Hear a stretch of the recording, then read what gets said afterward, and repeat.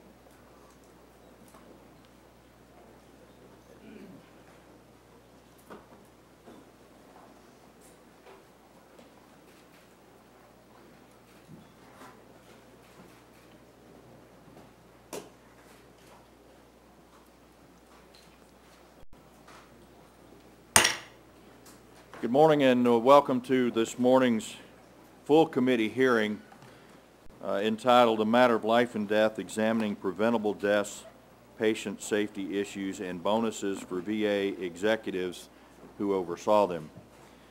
Before we begin, I'd like to ask unanimous consent that our colleagues from Pennsylvania, Mr. Doyle, Mr. Murphy, and Mr. Rothfuss, sit at the dais and participate in today's proceedings. Without objection, so order. And I also like to thank the good people of Allegheny County for hosting us here today. As most of you are aware, the Department of Veterans Affairs Veterans Health Administration provides health care services for millions of American veterans, but recently a rash of preventable veteran deaths, suicides, and infectious disease outbreaks at several VHA facilities throughout the country has put this organization under intense scrutiny. Despite the fact that multiple VA Inspector General reports have linked a number of these incidents to widespread mismanagement at VHA facilities, the department has consistently given executives who presided over these events glowing performance reviews and cash bonuses of up to $63,000. Many Americans have watched in disbelief as these events have unfolded on their television screens and in the pages of their local newspapers. For some, however, this tragic incident has hit much closer to home. So I'd like to take a moment to recognize all the family members of those who have suffered preventable deaths at VA medical centers, as well as any veterans who have endured VA patient safety incidents that are here in attendance today. Additionally, I want to recognize former American Legion National Commander Ray Connolly, for whom the Pittsburgh Legionnaires' disease outbreak is very personal, because he was at the 1976 American Legion Convention and in the hotel during the original Legionnaires' disease outbreak in Philadelphia. To the families of those who have passed away, I know I speak for every member of Congress here today and every member of our committee when I say that we are deeply sorry for your loss, and we will simply not tolerate substandard care for our veterans under any circumstance. When we hear about it, we'll investigate it and keep the pressure on VA until the problems are resolved and those responsible for letting patients fall through the cracks are held accountable. And that's precisely why we're here today. The purpose of this hearing is to examine whether VA has the proper management and the accountability structures in place to stop the emerging pattern of preventable veteran deaths and serious patient safety issues at VA medical centers across the country. In doing so, we will specifically look at VA's handling of recent events in Pittsburgh, in Atlanta, Buffalo, Dallas, and Jackson, Mississippi. For the folks we just recognized, the good people of Pittsburgh, and all those watching this hearing over the internet, what you're about to hear is going to be disturbing. But just so everyone understands the significance of the 5 locations I just named, I want to offer a brief rundown of why these incidents are so troubling to the members of our committee and indeed to other members of the United States Congress. In Pittsburgh, VA officials knew they had a Legionnaire's disease outbreak on their hands, but they kept it secret for more than a year. 5 veterans are now dead. Despite all of that, VA Pittsburgh Director Terry Garrick Wolf received a perfect performance review during a period that covered the bulk of the outbreak, and Regional Director Michael Moreland, who oversees VA Pittsburgh, accepted a $63,000 bonus just 3 days after VA's Inspector General reported VA Pittsburgh's response to the outbreak plagued by persistent mismanagement.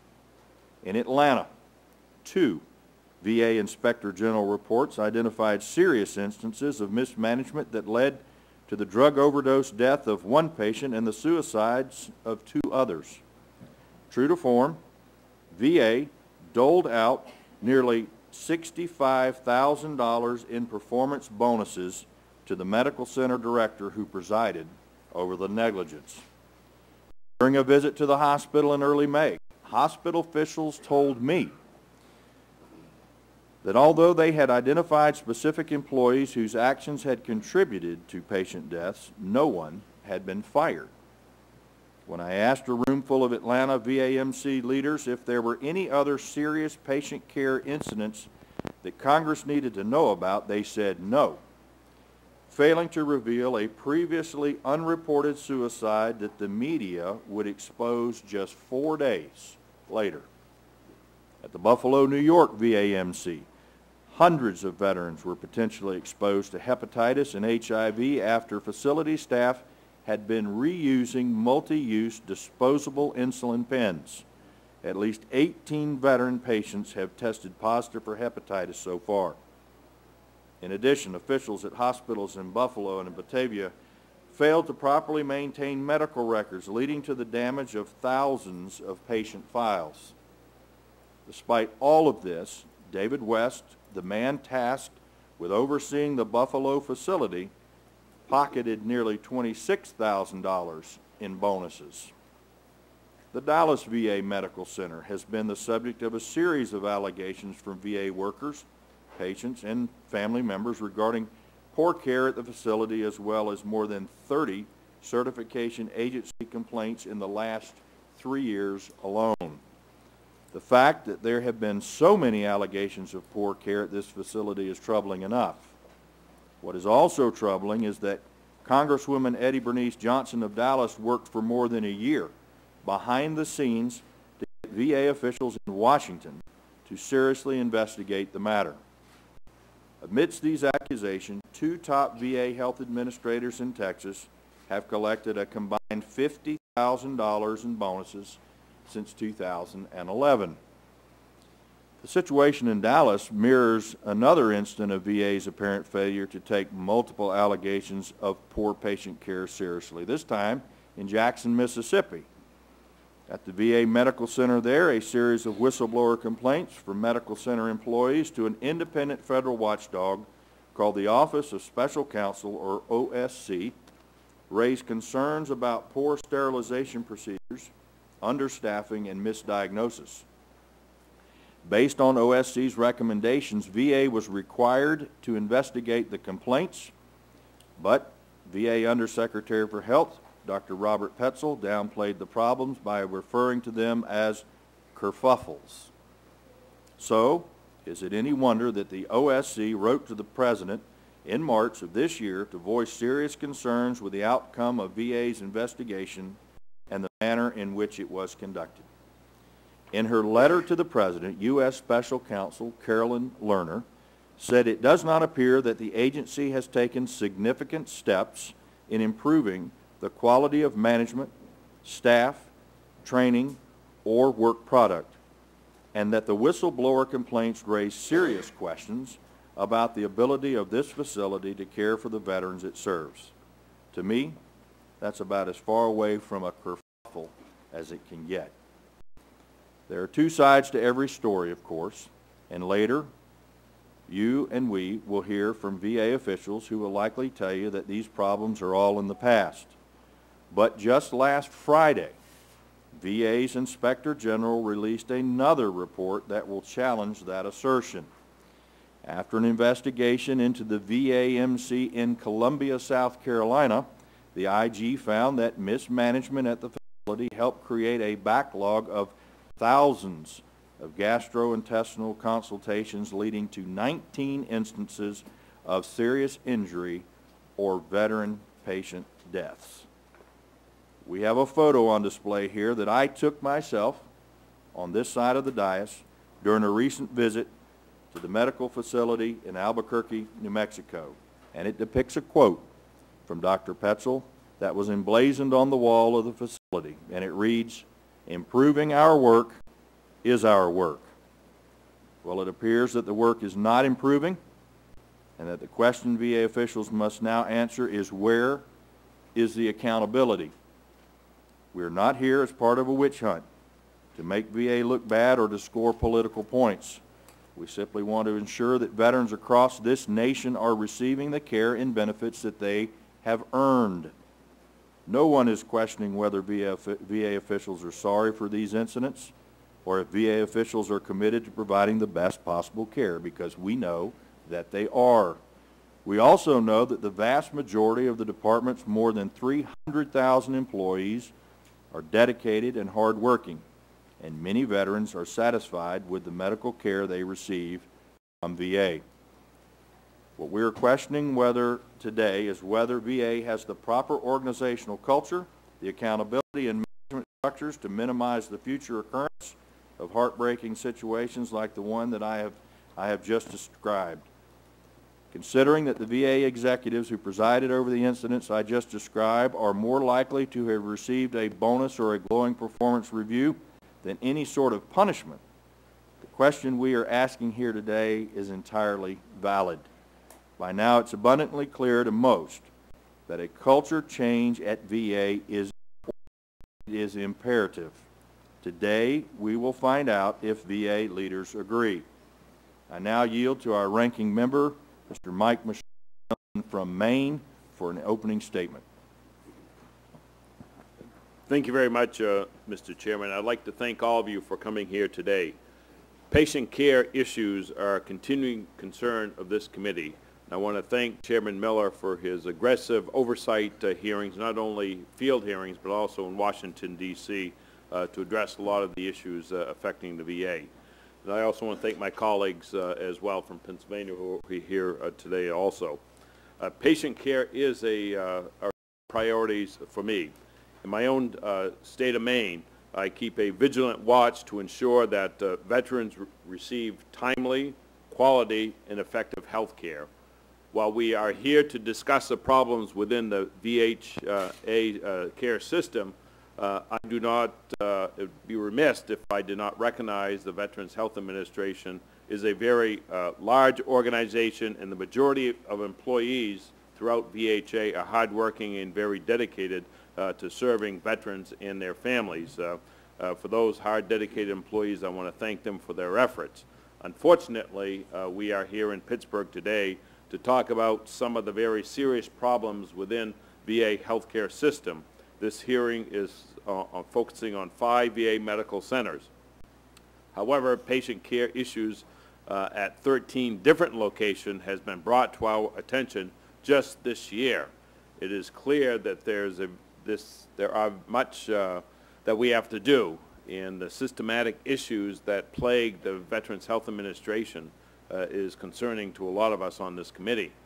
These issues include failing to hold employees responsible and accountable for their actions, widespread noncompliance with established policy and procedures, inadequate training of employees and personnel, and what comes across in reports as a general disregard to provide effective oversight of programs. My concern remains the big picture. I'm hoping that today's testimony will not fall upon deaf ears, and that VHA will listen to the veterans and their families to whom they are responsible for taking care of. I lay the responsibility of the patient care directly at the feet of VA and VHA management at every level.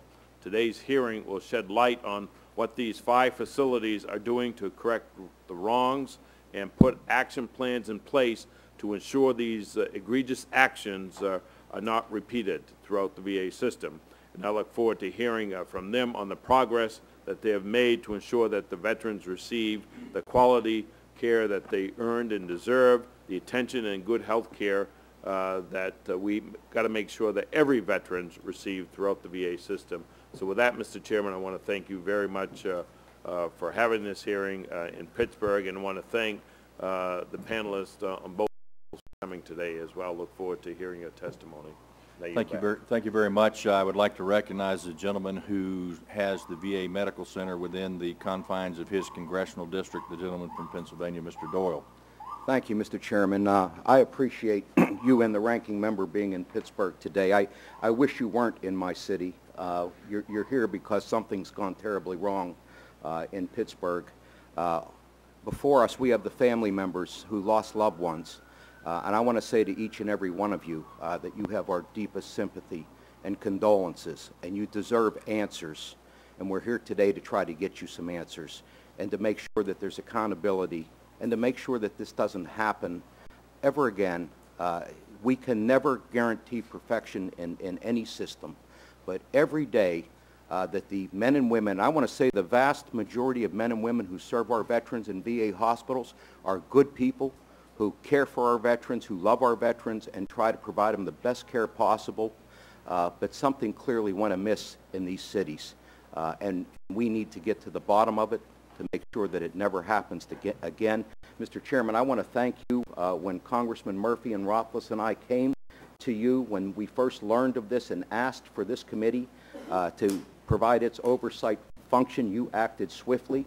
And I want you to know that we appreciate the hearings that you held in Washington, D.C., and that the fact that you're here today to continue to make sure that we get answers for these family members and for other families so that they can feel secure that when they bring their loved ones to VA hospitals anywhere in this country, they're going to receive the best of care. So, Mr. Chairman, thank you for being here today. I appreciate it. Thank you very much, Mike. And Mr. Murphy from Pennsylvania also has been in the forefront of bringing this issue to the recognition. I recognize you for an opening statement.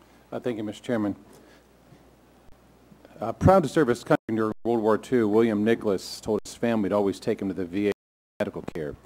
He, like thousands of other veterans, was loyal to the VA because of its steadfast belief that the government would honor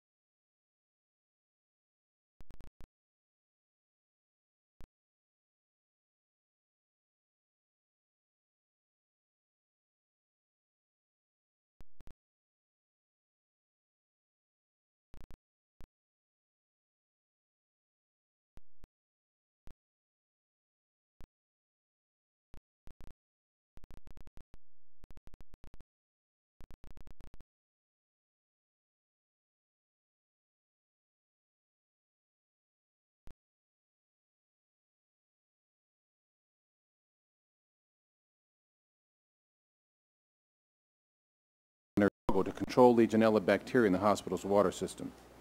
The indifference was that the VA Pittsburgh leadership failed to maintain water quality equipment, coordinate infection control efforts, or communicate with medical staff about the Legionella problem so vulnerable patients would immediately receive diagnostic testing and appropriate treatment when the difference between life and death was measured in hours. Even when the Legionella problem was discovered in Pittsburgh, the VA failed to follow its own protocols in flushing its plumbing system properly to eliminate the risk of infection. And then during a congressional hearing, VA personnel told us the cleaning testing was thorough. It was not. And yet, for this record of failure, tens of thousands of dollars in bonuses were given to top executives of the VA Pittsburgh. Last month, I wrote to the VA secretary asking whether there had been any suspensions, sanctions, or firings of individuals who contributed to the failures that led to the November 2012 outbreak. I've yet to receive an answer. The VA let these families down, took their tax dollars, and gave it to those who were in leadership positions when these tragedies occurred. It is unconscionable, and I hope we'll see a change in culture at the VA so we can begin to rebuild the trust that men and women who wear the uniform have in the VA and the agent's ability to fulfill the words of Abraham Lincoln, to care for him who shall have borne the battle and for his widow and his orphan. I yield back. Mr. Rothfuss, do you have any opening comments you'd like to make? I'd like to thank the chairman and the ranking member for allowing me to participate in this hearing today, and thank you for arranging for this hearing here in Pittsburgh. I want to first thank all the witnesses for sharing your stories here today. The debt we owe your loved ones and all our veterans can never be repaid, and we must do all we can to ensure that they receive the best quality health care that they have earned and rightly deserve. Transparency and accountability are important parts of making that happen, and I'm hopeful that the testimony that you give today and the testimony we hear from the VA is going to be a step in that direction. I thank the chairman, and I yield back. Thank you very much, and thank you to the witnesses for patiently listening to the opening statements of the members here. I want to welcome each of you to the witness table. I'd like to introduce everybody to the witnesses. They are veterans, family members, and whistleblowers from across the country who have personally been impacted by patient safety violations and management failures at VA medical centers, again, in Atlanta, Buffalo, Dallas, Jackson, Mississippi, and here in Pittsburgh. We're joined by Brandy Petit from McDonough, Georgia. Ms. Petit is the sister of Joseph Petit. Last fall, Joseph went to the Atlanta VA Medical Center seeking mental health services. When VA failed to provide him with the help he was asking for, he committed suicide in a staff bathroom where his body was found the next day. Ma'am, thank you very much for being willing to come here today and to tell your brother's story. We are also joined by Gerald Rakecki from Depew, New York. Gerald is an Air Force veteran and VA police officer and whistleblower at the Buffalo VA Medical Center. Sir, thank you for your service, and again, thank you for being with us today. Also with us is Sydney Scholman from Allen, Texas. Ms. Scholman is the daughter of Gary Willingham, a veteran who passed away as a result of serious complications resulting from a medical error he experienced while undergoing surgery at the Dallas VA Medical Center. Thank you for being here today and representing your father. Also joining us is Dr. Phyllis Hollenbeck. Dr. Hollenbeck has worked at the VA Medical Center in Jackson, Mississippi for 5 years and is a protected witness by OSC. Dr. Hollenbeck, thank you for being here, and we are also joined by Robert Nicholas from Butler County, Pennsylvania. Mr. Nicholas is the son of William Nicholas, a Navy veteran who died from Legionnaire's disease he contracted from Pittsburgh VA Medical Center. He is accompanied by his wife today, Judy. Thank you both for being here and telling us about your father, and we are grateful for his service as well. And finally, we are joined by Maureen Cirola from Monroeville, Pennsylvania, or Monroeville, depending, I guess, on which side of the mountain you come from. Ms. Cirola is the eldest child of Joseph Cirola, a Navy veteran who died from Legionnaire's disease he contracted from the Pittsburgh VA Medical Center. Thank you for being here, too, and sharing your father's story with us. We are truly grateful for his service as well. It's an honor to have each of you here with us today. I understand how difficult and emotional your testimony today will be, and I appreciate each of you again for joining us to tell the stories. Ms. Petit, you may now proceed with your testimony.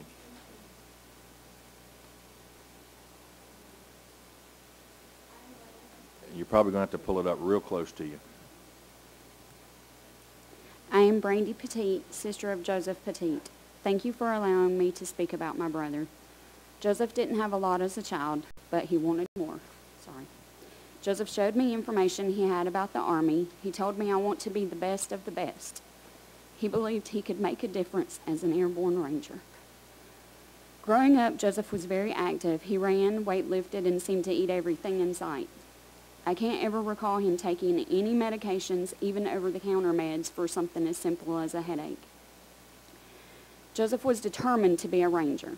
He passed all his physical flawlessly at the Atlanta Military Enlistment Processing Station, but in March of '91, while in airborne training, he injured both his knees performing parachute landing falls. Dr. Greer Busby did not examine him for more than 6 months after his injury and would not allow him a second opinion or other treatment. Joseph wanted his knees fixed because he still aspired to be an airborne ranger, but he received an honorable medical discharge instead. With almost 2 decades of begging for help with no results, persistent, the VA finally agreed to help him. He was very happy to have them look at his knees after all that time. He was in a great deal of pain. The VA saw Joseph and said the problem was in his head and sent him home with meds for his head, not his knees. They said that if he took those meds and did specific exercises, his knees would quit hurting. Joseph was willing to try and was hopeful it would ease his pain, but it never did.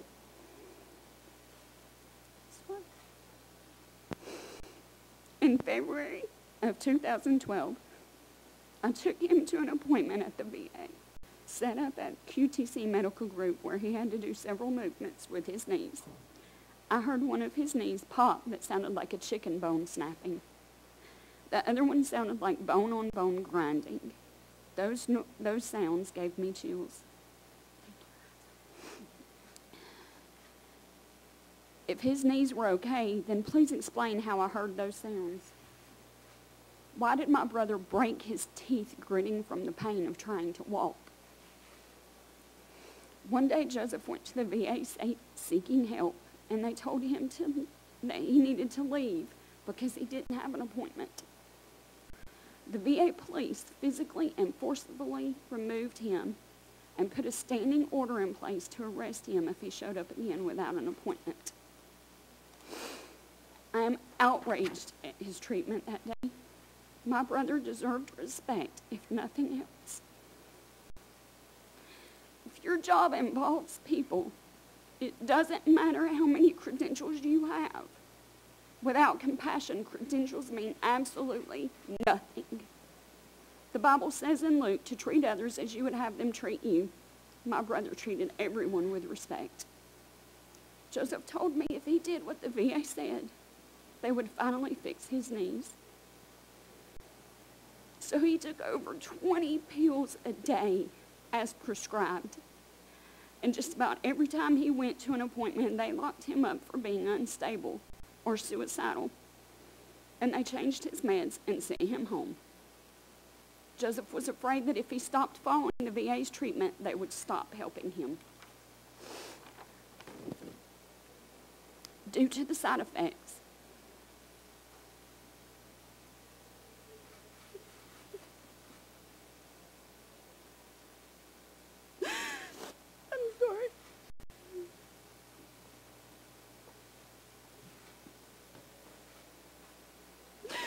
Joseph literally chained himself.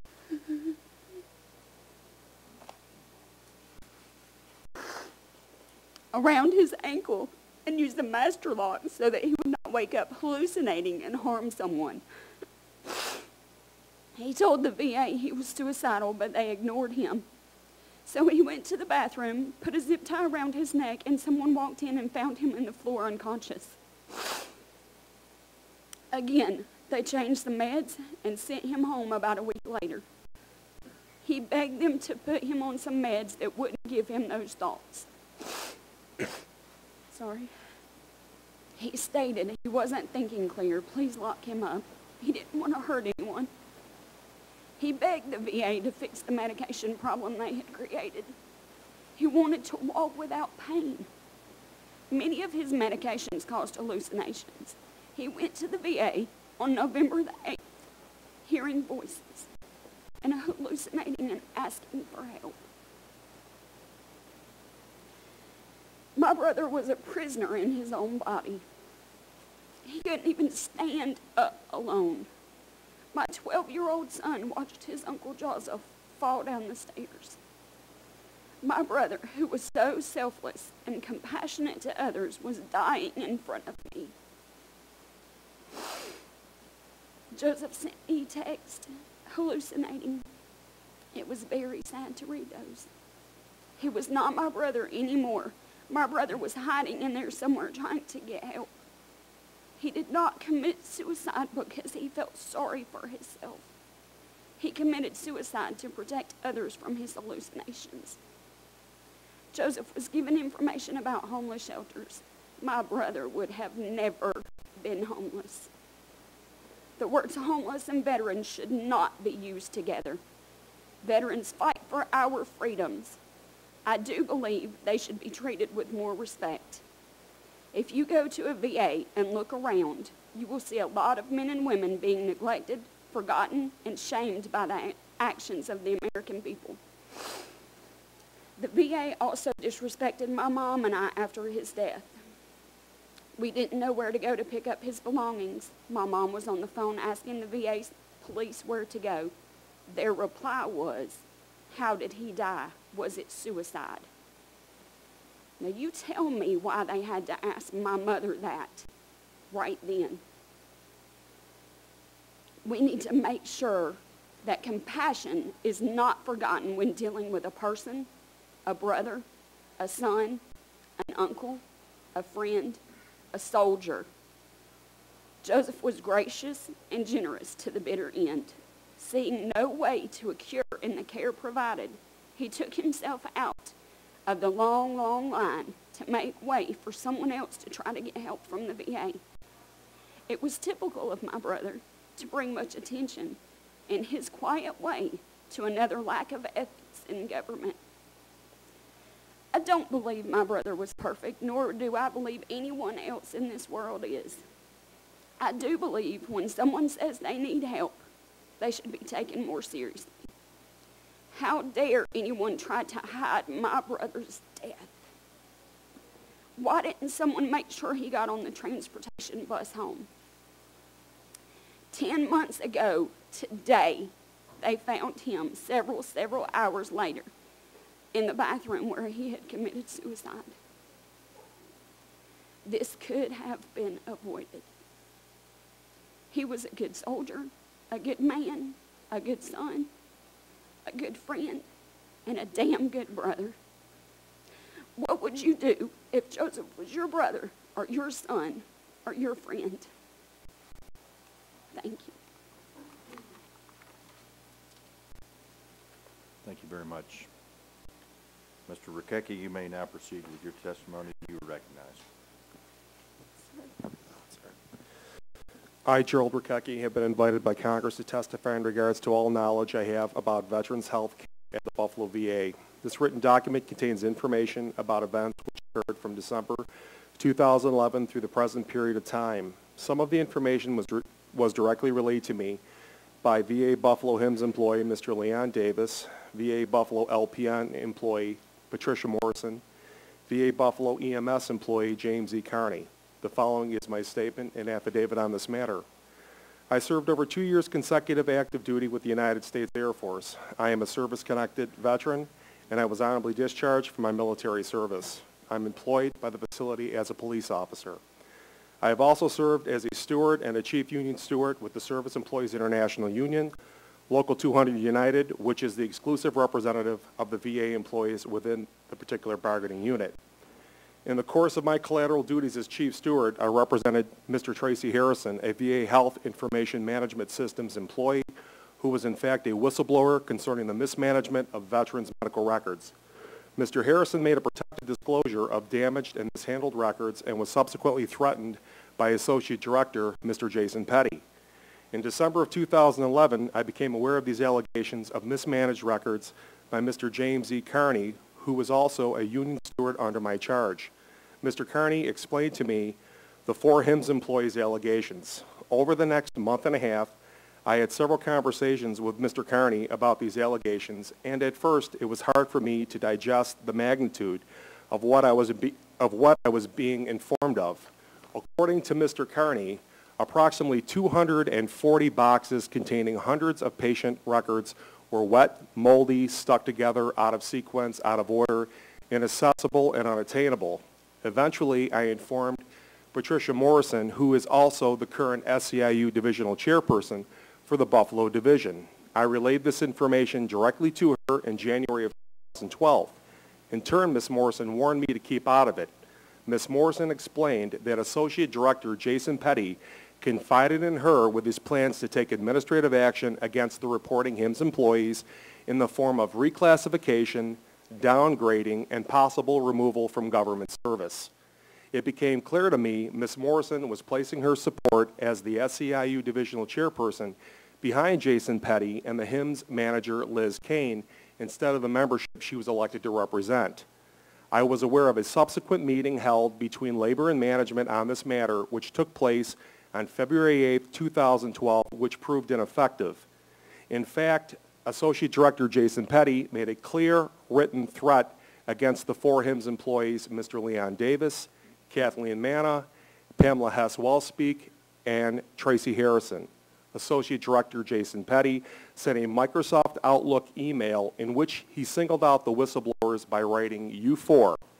Assistant Director Jason Petty also wrote that he expected the 4 to correct the problem during their work hours in addition to the regular duties. Associate Director Jason Petty attached the union chairperson, Ms. Patricia Morrison, to this email, and this information is documented in the agency investigation and OSC findings. The 4 HIMSS employees followed up by making a formal disclosure to the Office of Special Counsel. In turn, their disclosure resulted in an agency investigation. As a result of that investigation, a majority of the charges were sustained in September of 2012. An OSC report of the agency investigation was released to the public in the spring of 2013. I represented Mr. Tracy Harrison in January of 2013 through March 6th of 2013 on a proposed discipline. Mr. Harrison was charged with being AWOL and a reprimand.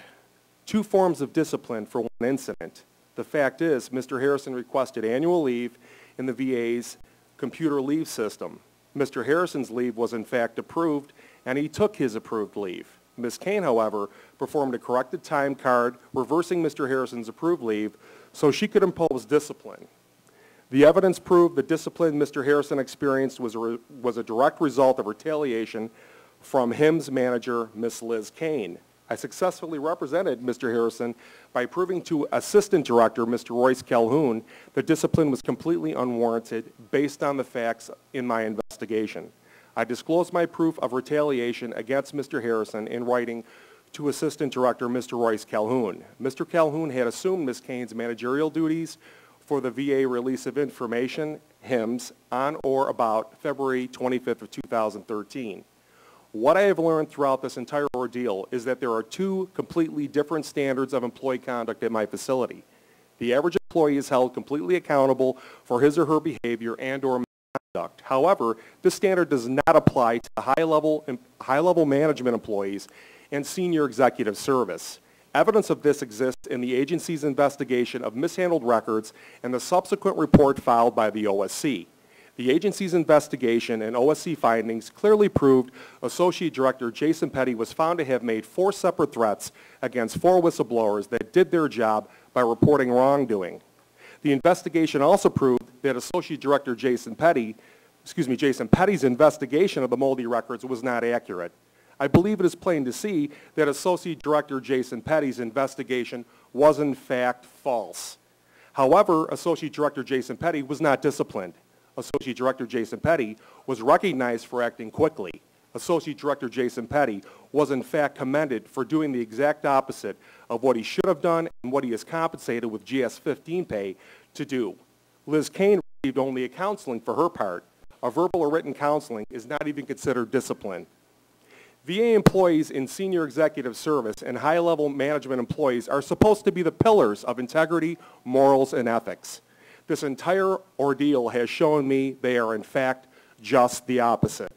If an average employee were to be suspected of displaying a lack of candor, that employee would be harshly disciplined based on a preponderance of the evidence, which means the employee would be suspended or removed if management just believed that they were not being completely truthful. Our system of accountability to our veterans cannot work unless every employee is held equally accountable.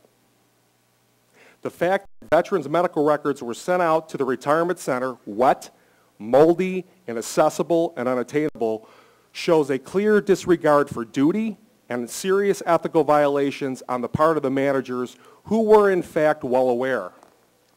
The managers involved displayed a total disregard for veterans' health. These veterans depend on the VA to maintain and keep safe their records. Management failed to do so. Management attempted to cover it up, and management congratulated itself for a job well done. Despicable is the word I see fit to describe management's conduct and how it affected our veterans. Veterans gave their lives in every war we fought. Veterans placed their lives on the line for this country every day. We, the VA, are supposed to help them, treat them, and keep them safe. Our veterans should not have to put their lives on the line twice for their country by seeking assistance or care from a VA medical center. Veterans should feel safe and, most important, be safe while being serviced and cared for at their local VA medical centers. In closing, I will answer the questions put forth to me prior to my invitation to this hearing. I will state for the record that due to the aforementioned medical records and the recent report of misuse of insulin pens, No, I will not seek treatment at the Buffalo VA. I will not reconsider seeking treatment at the Buffalo VA until this agency takes appropriate action concerning the responsible management officials. And no, I do not trust the VA system.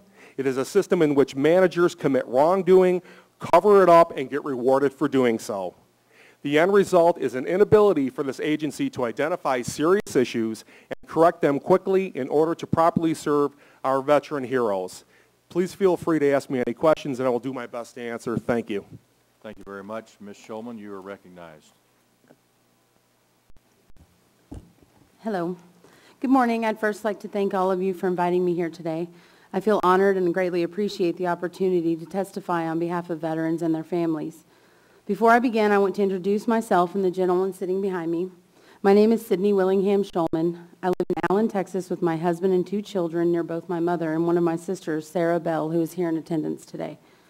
The gentleman sitting behind me, Larry Taylor, is an attorney for Johnny Cochran's firm in Dallas and previously served as both an assistant district attorney for Dallas County and as the director of outreach for Congresswoman Eddie Bernice Johnson. Larry and our family became dear friends due to our matching principles concerning faith and our United States veterans. I come to you all today on behalf of not only my dad, deceased Korean War veteran Gary Willingham, but also on behalf of all veterans and their families. My dad was a vibrant, God-fearing patriot who at the age of 80 lived a full and active life completely independently.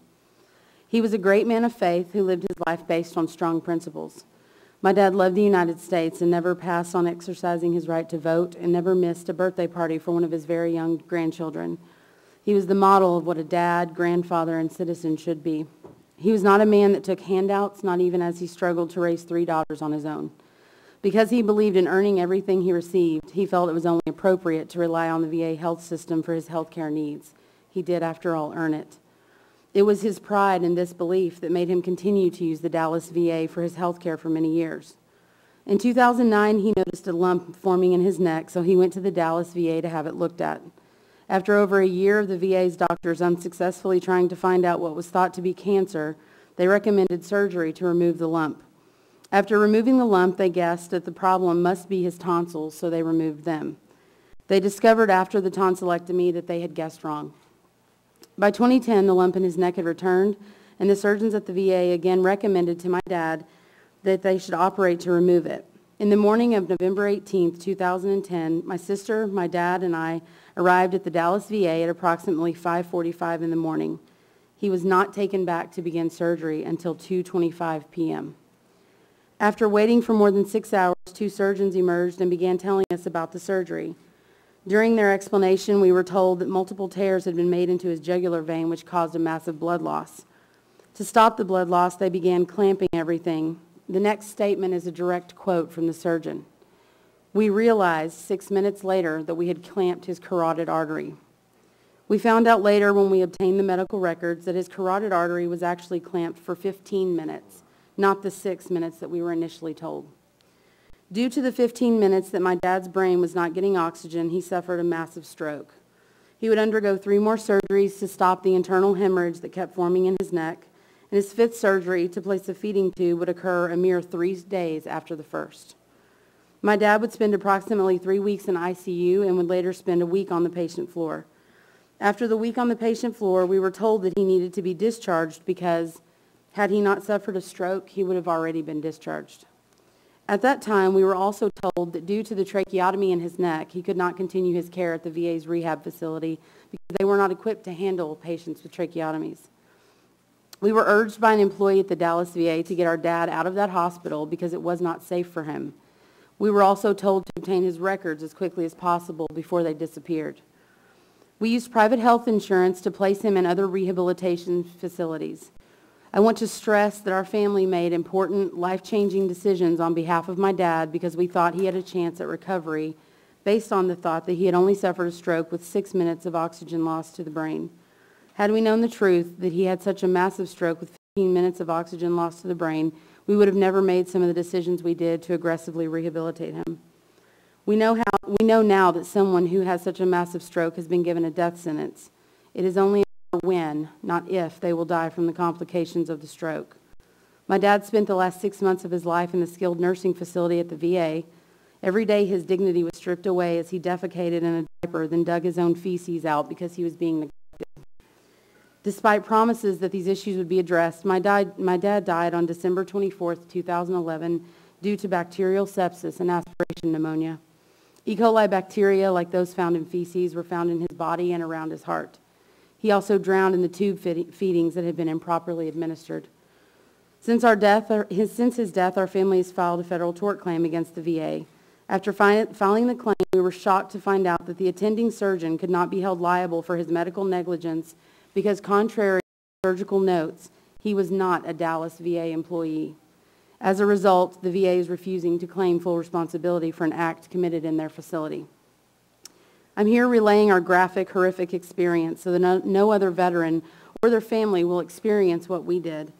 In my time working for a large healthcare system in Texas, I learned quite a bit, and I've been able to take what I learned and apply it to the experience we had and can tell you without any doubt that this system is severely broken. Again, I want to thank you all for asking me to testify today, and I'd like to leave you with one last statement my dad made to me. On his deathbed, he said to me, "VA murderers, get them, Sid." While I'm not getting anyone, I will spend the rest of my life fighting for these national treasures and their families with the hope that no one will ever go through or lose what we did. At this time, I'm happy to answer any questions. Thank you, Dr. Hollenbeck. Thank you. Ladies and gentlemen, good morning. Thank you for the opportunity to bear witness to the state of Veterans Affairs at the G.B. Sonny Montgomery Medical Center in Jackson, Mississippi. I did not have the honor of meeting Sonny Montgomery, but I have met people who have and who knew him well. And I know he served as chairman of the United States House of Representatives Veterans Affairs Committee from 1980 to 1994. And I know his answer to the political question of, are you red or blue, was always, I'm red, white, and blue. And I want us all to remember, and I think it's already been brought up so eloquently by the people who preceded me, in 2 days, we celebrate, not celebrate, but remember the 12th anniversary of 9/11. This hearing is about the human treasure that we sent and that we lost in those wars. Our medical center in Jackson is named after Sonny Montgomery because he was a combat veteran who came back from war and became a champion for the lives of all veterans. He understood what it means to serve in the United States military, and he did not want veterans to have to fight more battles at home. The current state of affairs and deliberate mismanagement by leadership at the VA medical center that bears his name would sicken him. It dishonors all those who signed up to put their lives on the line for others, and it shows contemptuous disrespect for the VA motto taken from Lincoln's second inaugural address. And I'm going to paraphrase, to care for he, and now she, who has borne the burden. Terrible, illegal, and unethical things have happened and still happen at the Jackson VA Medical Center, matters of life and death. This is an American tragedy. As playwright Arthur Miller wrote in Death of a Salesman about another time of heartache in this country, attention must be paid, and consequences for those responsible must ensue. For too long, the leadership responsible for the G.B. Sonny Montgomery VA Medical Center has eluded all consequences and accountability. Yes, attention must be paid, and this time heads must roll, or nothing will ever change. I became a whistleblower with the Office of Special Counsel, United States Department of Justice, for the same reason I wrote a book called Sacred Trust, The 10 Rules of Life, Death, and Medicine. The practice of medicine is a sacred trust between two human beings, doctor and patient. Medicine is a service profession. As a medical school professor told me, we work for the patient, and I and the multitude of dedicated, committed, and excellent members of patient care teams at the Jackson Medical Center signed up to work for the veteran. It is a humbling honor to be asked for help from another human being and to have he or she put their life in your hands. But the leadership at the Jackson VA Medical Center caused the primary care service to disintegrate because they did not truly care about the mission. My extensive written testimony details the specific and serious violations of federal and state, individual state laws and VA regulations and rules occurring in primary care at the Jackson VA. OSC charged the VA with investigation of my whistleblower complaint, and I know that the team substantiated my concerns. The findings include not enough physicians in primary care, a ratio of 3 nurse practitioners to 1 doctor, the inverse of comparable institutions. Nurse practitioners improperly credentialed as independent practitioners when their state licensing guidelines require collaborative agreements signed by physicians. Collaborative agreements signed, but legal licensing requirements violated. Still, no policy in place for any oversight of nurse practitioners and their clinical care, multiple patient scheduling problems, multiple, quote, problematic behaviors, unquote, indicating a high likelihood of quality of care and patient safety issues, illegal signing of Medicare home health certifications, and illegal prescribing of narcotics by unsupervised nurse practitioners.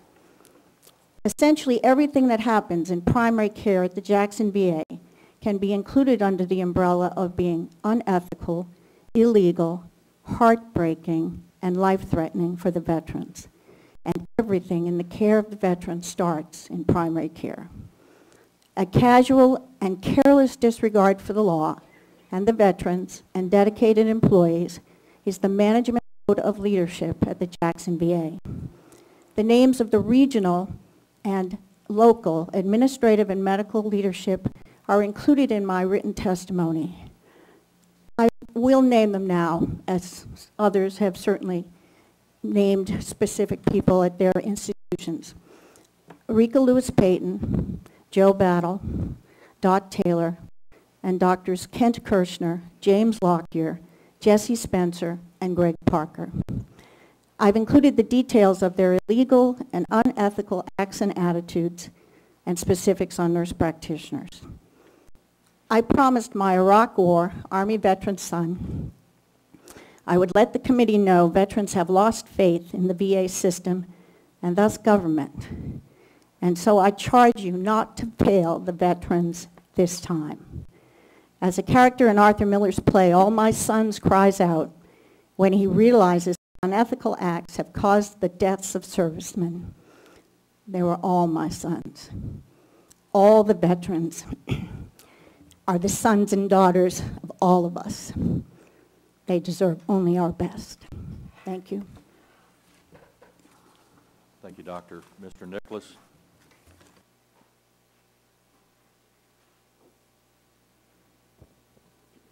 Thank you. Good morning. My name is Bob Nicholas.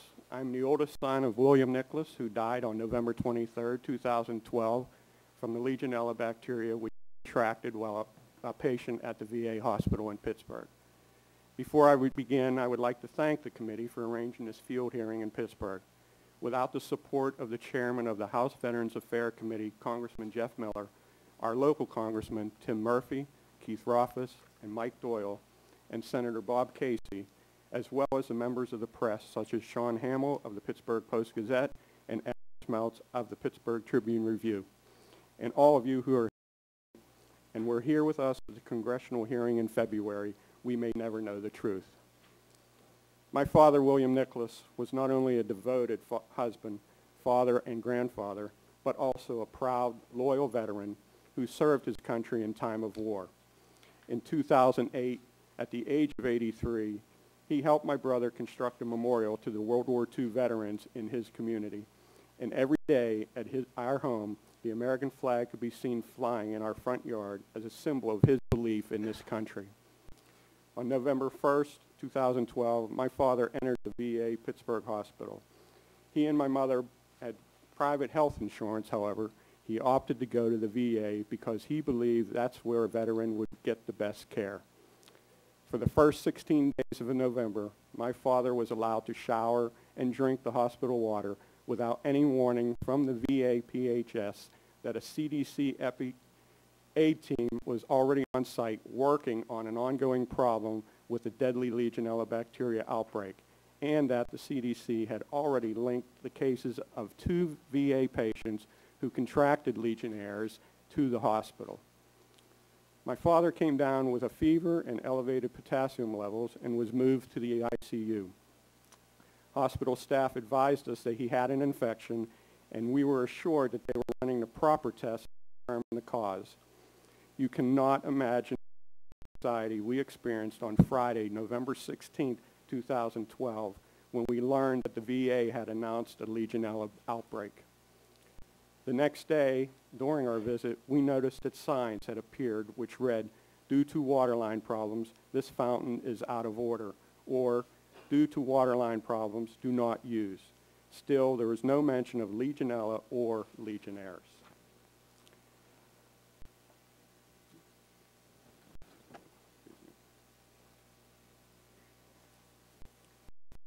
Over the next several days, it was heart-wrenching to watch my father's slow, painful decline. He just was trying to get the poison off of himself. He was scared and concerned that they were going to poison us too. As I sat there the night of November 23, 2012, holding his hand, he drew blood as he pinched my skin over and over again in an attempt to pick the poison off the back of my hand. We told him that we loved him and that we would see him the next day. That would never be. He passed away that night. We are left with many questions. Why were we not warned that the CDC was on site? Why wasn't something done after the first person died, the second, the third, the fourth? Why was the testing not done sooner on my father when they knew there was a Legionella problem? Why did the VA not accept the help that they were offered by consultants such as Tech? The questions go on and on and on. More than 9 months ago, we began to ask questions about this situation, which has devastated our family. Those questions have led us on a journey. We were raised to respect our government and its institutions, but with all we have learned through your investigations and press reports, we are very disappointed that no one has been held accountable. While we know that we do not have the power to get the answers, you do. In February, we attended the congressional hearing in Washington, D.C. No one from the Pittsburgh VA Hospital Administration attended, and those VA representatives who did were unable or unwilling to answer specific questions. Since then, countless reports have appeared in the press and on local and national television, yet still no accountability. In April, the U.S. Office of the Inspector General released a report that detailed many systemic problems that allowed Legionella bacteria to flourish in the system. And the director of the VA responded to this report by saying, quote, "They validated what we already knew," unquote. Yet no one has said who was responsible. Imagine what my family has been through.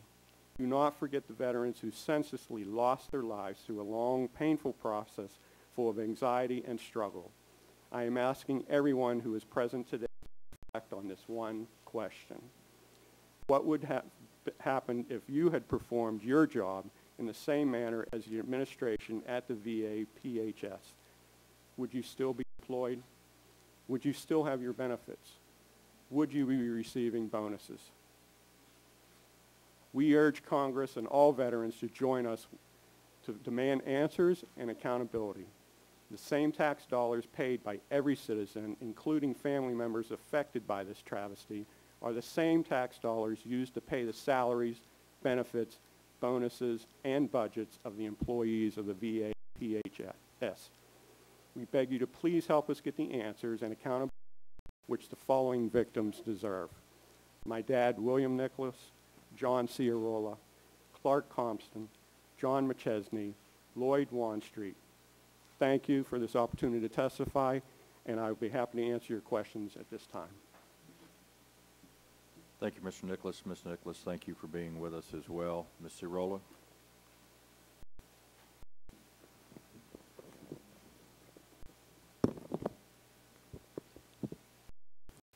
Good morning.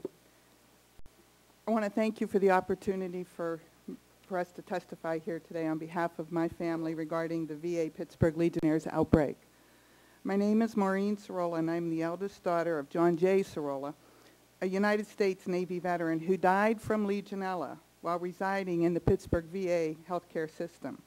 Our father entered the VA healthcare system on January 22nd, 2011, became a resident of the H.J. Hines facility here in Aspinwall, and died 6 months later on July 18th, 2011.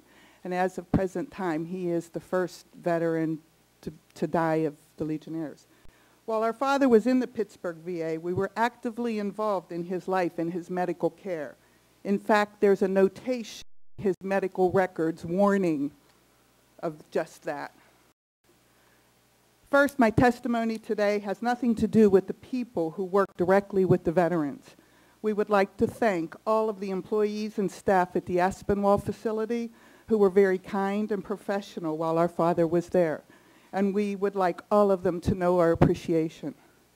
We are here today as family members who lost a loved one and to take part in the continuous effort to find out how and why this Legionella problem got so out of hand here in Pittsburgh, causing our father and other veterans to die prematurely, obviously. There can be no more tolerance for the tactical stonewalling, and we should reject any evasive responses to questions and compel a lucid answer by all means necessary. And we demand clear answers to questions, and that those responsible are held accountable. All the victims and all the families who lost loved ones and all veterans are much. This micro-pandemic, if you will, in the Pittsburgh is predictable. In fact, in 2008, top-ranking VA officials, some who are here today, were informed that this very situation was going to happen. If for whatever reason they weren't aware prior to 2008, they should have known what was going on and happen in the future. At one time, the Pittsburgh VA had the leading Legionnaires research facility in the world called the Special Pathogens Laboratory. In 2006, an administrative decision was made to close this research department and destroy decades of research in the process. This decision was deemed so bizarre and irresponsible that Congress had a hearing over that very matter. 5 years ago, to this day, on September 9, 2008, a hearing was held by a subcommittee on science and technology. The subject was about how a lack of a coherent policy allowed the Pittsburgh VA administration to destroy an irreplaceable collection of Legionella samples. This report is public record and took place 3 years before our father contracted this fatal pathogen at the Pittsburgh VA. The information and discussions in that hearing record is the very reason why we say this Legionella mess was indeed predictable. Mr. Michael Moreland, I believe, was the incoming director of the Pittsburgh VA. The record goes on to say that he and Associated Chief of Staff for Clinical Services, Dr. Mona Melham, oversaw the decision to close down the nationally acclaimed laboratory and order the acrimonious destruction of the Legionella isolates and water samples containing the Legionella bacteria that had been accumulated by Dr. and Dr. Victor Yu over decades of their research of this disease. The subcommittee investigative report points out that after months of investigation, the subcommittee have not revealed any credible reason for the destruction of this collection. What was also evident, was that administrators at a major VA hospital had allowed personal animosities and goals to overcome its own processes. Mr. Moreland and other witnesses from the VA should remember that their testimony is under oath, and it is simply not credible that important technical decisions were made entirely based on conversations with no documentation. Well, here's an important question if we're all seeking the truth. If Mr. Moreland's testimony wasn't deemed credible back then, before deaths ensued as a consequence of his decision, how credible can his testimony be after this disaster?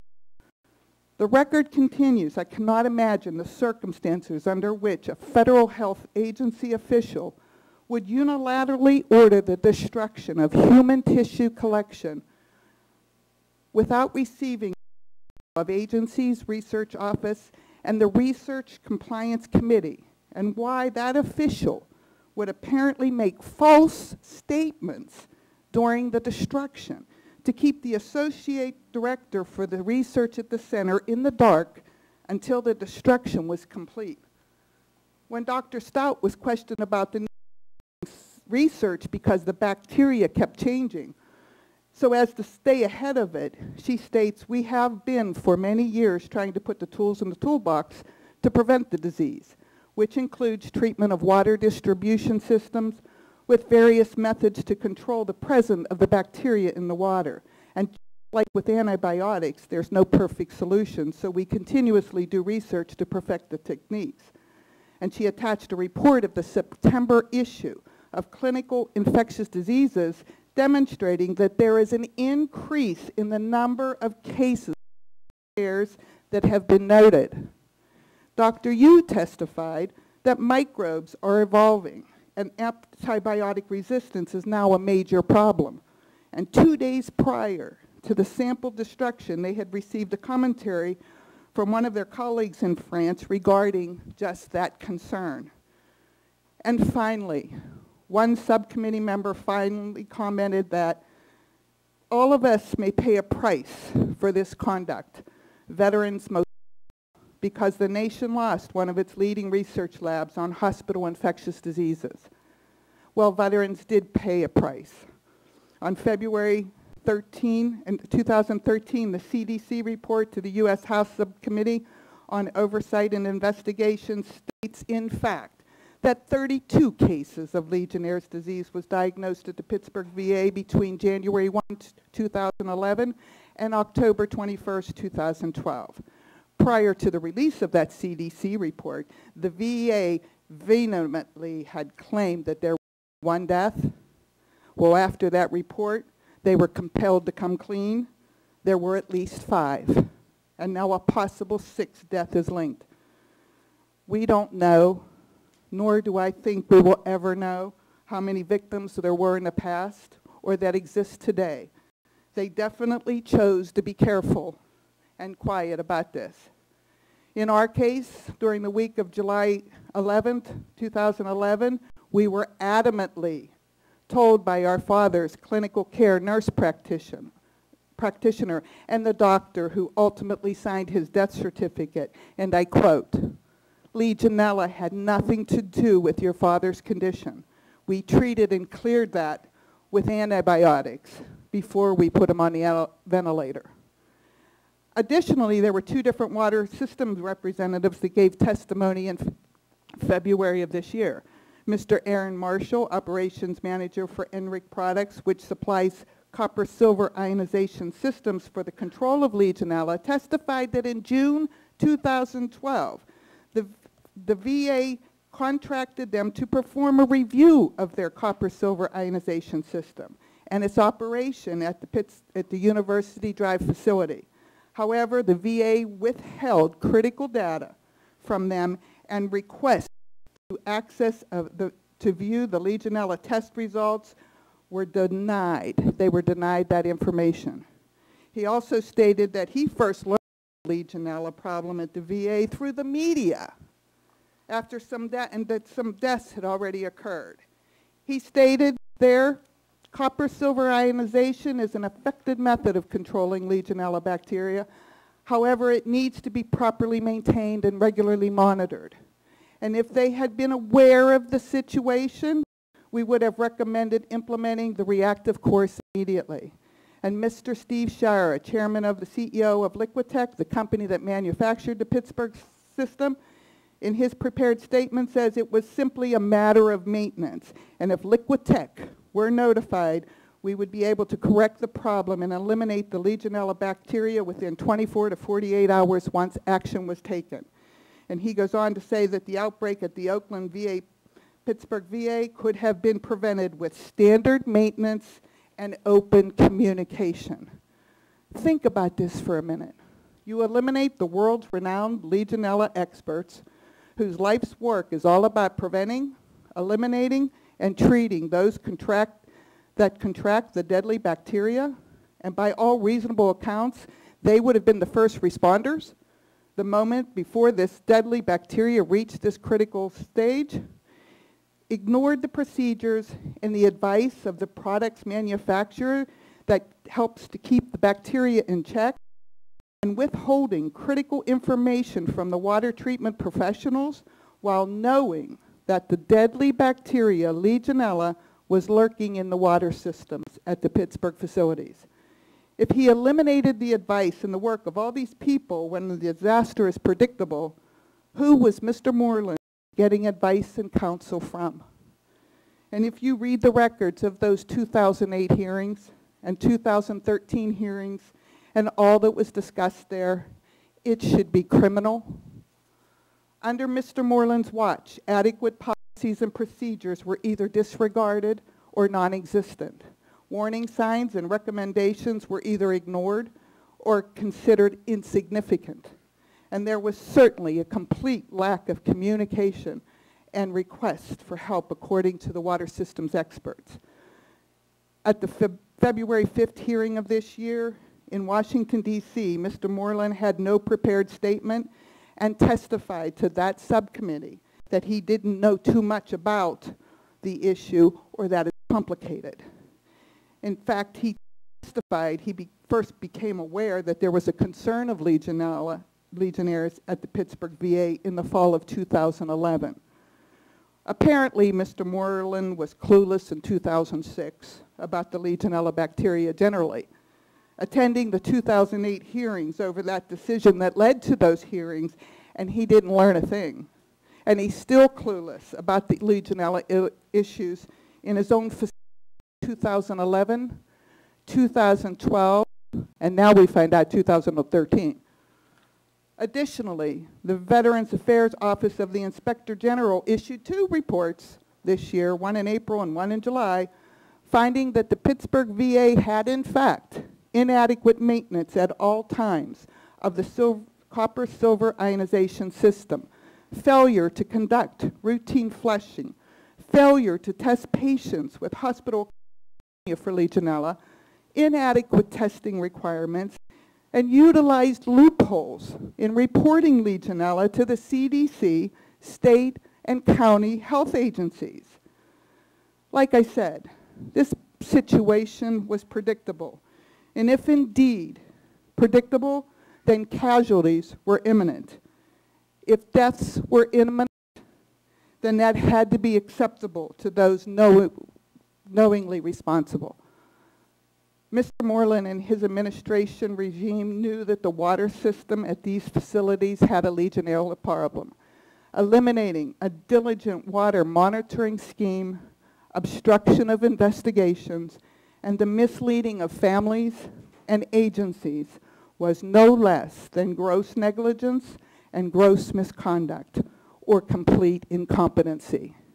Either way, a deliberate gamble, and paid the price and lost their lives over it, and all while collecting 5-figure bonuses. And there's no other way for us to look at it. Thank you. Thank you to each of the witnesses. Let me lay out to you what we're going to do. We will rotate back and forth between the members on questions. We're going to go into a 5-minute round of questioning, and then as the last member asks a question, we'll rotate back to the chair. We may also have some questions that the committee may want to send you after this. We hope that you'll be willing to answer those for us to make the record complete, because obviously there may be other testimony that comes up after yours that we may want to ask follow-up questions. So with that, I will recognize myself for 5 minutes and go back to you, Ms. Petit. Thank you for your compelling testimony.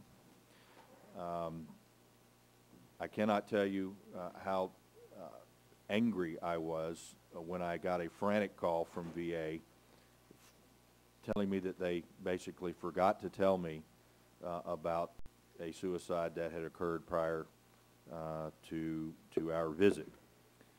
But what I'm additionally angry about is that in your testimony, you talked about a friend of your brother's, I think, saying that your brother had told him that he was feeling suicidal when he went to the VA. And my question is, expound on that a little bit, and how did VA respond to the fact that they had a veteran on their campus that they knew had expressed suicidal tendencies? It seemed like they just basically ignored him. They turned him away several times. Pull the mic a little bit sorry. closer.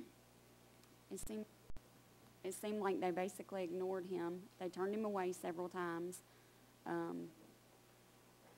Anytime they did commit him also to try to help some, but they would change his medication and basically release him again. His medications, he was on so many medications that, I mean, you shouldn't, there's no reason to have that many medications going into one body. It's just crazy to me. Do you know if there was any documentation of the incident in your brother's medical record? I do not know. I have not seen his medical records. The police report we got when me and my brother went up there, we requested it. It took quite a bit of time to get the police report. And this is a VA police report, correct? Yes, sir.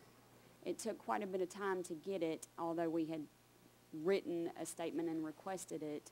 When we picked up his belongings, somehow it fell through the cracks, and then one of the VA representatives actually helped us obtain it. When we got it, there was black, so many places had been marked out. It was, I don't know if that's standard procedure, but I mean, it's my brother. I should be able to read what actually happened, all of it, not just bits and pieces of it. And you have yet to see an unredacted version of that report? Exactly. To the Nicholas family and Ms. Cirola, the testimony after you from VA, we've had an advanced copy, so we've had a chance to read it. It talks about the medical center here in Pittsburgh conducting information sessions, which the department is using to relay timely information and updates about Legionella surveillance and treatment efforts to local community partners. Are you aware of these, and if so, have you attended any of them?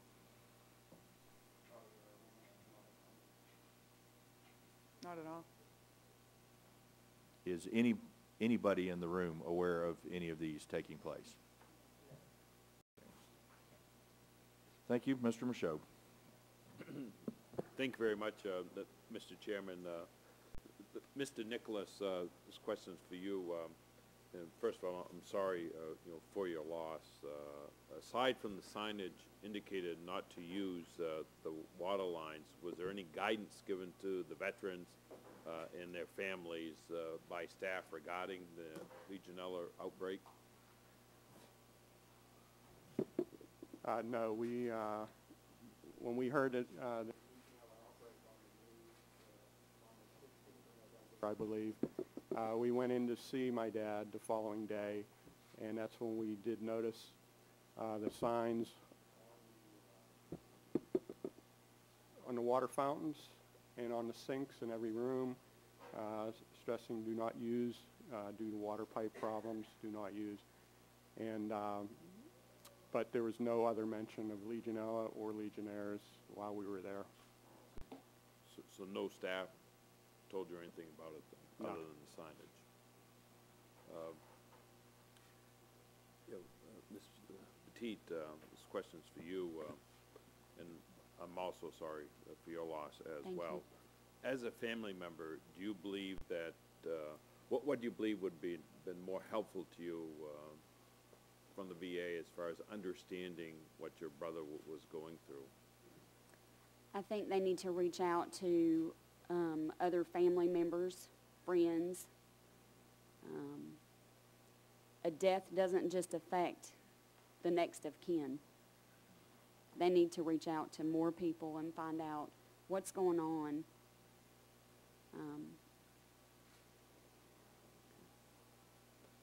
This one here is for Dr. Hollingbeck. In your testimony, you mentioned that doctors were leaving, and you were one of only 3 care physicians. What do you think should be done to improve the recruitment and retention for medical staff, system-wide? Well, I think that... Thank you. I will tell you that there have been a total of 8 providers in my prior seat. I worked 4 years in primary care, and for the last year I work in compensation and pension. Taking care of my panel of patients, which is roughly 1,000 people,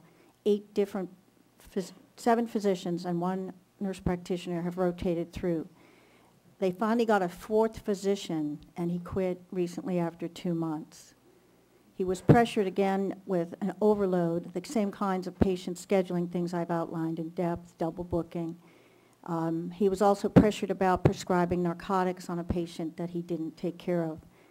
And the only way you're going to be able to recruit and keep physicians, which the OSC or the VA Investigative Committee is very clear we don't have enough of, is you can't overload them.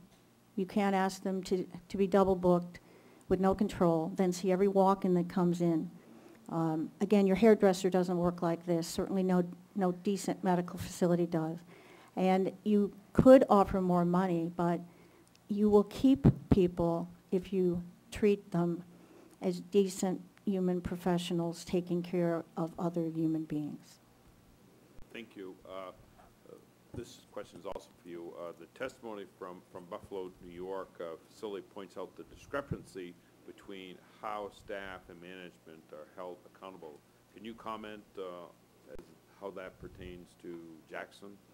Well, I think there is no accountability for administrative or medical leadership. I have extensive documentation of emails, the whole series of events, physicians told by other physicians to break the law, including physicians in training from the University of Mississippi Medical Center. To my knowledge, no medical licensing board has been allowed to discipline any of the physicians or even investigate it. I know that nurse practitioners who have broken the law have not been investigated or disciplined. However, I do know that if you're a regular employee, I would wager that if I did anything even possibly wrong, people have warned me that they would probably try to change the computer system of leave that has been mentioned. So I think that the average employee, and I know people are called in for all kinds of things. Anytime you speak up as a regular employee, you're called on the carpet. But you can break federal, state laws and VA federal regulations and rules, and nothing happens. In fact, Dr. James Lockyer, who was our chief of primary care through most of the events I outlined, he stepped down as chief of primary care in March when the first New York Times article came out. He wasn't asked to leave before that. And all of a sudden he was reassigned, but he got another job as a chief of primary care at Mountain Home Health Systems in Tennessee. Now several people had to give him recommendations to get another job to go do, I would say, the same problematic behaviors at another VA. And those people have to be at our VA, obviously, medical and administrative leadership. Thank you. Thank you, Mr. Chairman. Mr. Murphy. Thank you, Mr. Chairman. Ms. Chirola, I just have a question. When you were at the hospital, was there any mention of Legionella in the water systems that had been detected there during that time? No, sir. No, sir. We found out when my father was rushed from, my father was in the hospital for, he was taken from the Hines facility over to the Oakland facility in the emergency room. Was there any signs or warnings that you shouldn't use any of the water systems within the hospital? None at all.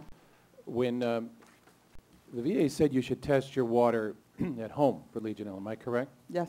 Did they tell you how to do that? They said they would send a sample. You should send a sample of the water from your house? They said they would send a sample packet. Okay, and did you follow that instruction? No, we did not. Okay.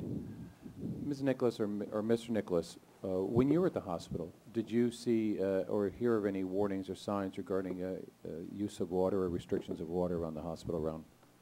Just the signs that we had seen when we went. 16th is when it was announced on the news. We had seen it on the news in the evening. Prior to that, no signs at all, no warnings at all? The 17th, when we went in, they had the 17th signs of on there. It 2012? didn't say anything about Legionnaires. It just said water line problem. Was in 2012? Yes. And could you recall what those signs said? Either one of you, can you tell us? One said, due to water line problems, this fountain is out of order. And then other signs said, due to water line problems, do not use. But no mention all of any infections? No mention about Legionnaires or Legionella. Just curious, when you were at the hospital, did you see any other signs that said such things, you should wash your hands? I do not recall. Well, you usually, I do not recall. Mr. Trella, do usually signs around the hospital recommend one wash their hands? Subsequent to that, did anybody at the hospital, Mr. Nicholas or Mr. Trella, tell you of any other concerns about using water later on, perhaps after death? No one had ever mentioned anything about the water systems there? When we went in on the 17th, that's when they had started using the bottled water, but it was out in the public because it was announced on the news the night before. Go ahead. I would like to say that when they called my home about my father, we had my father out of the facility for 2 afternoon visits on the weekend of Father's Day of 2011. So they called up my home and they wanted to test my water's home and my sister's water's home. Now my knowledge of Legionella at that time was air conditioning units. I mean, that's what it was.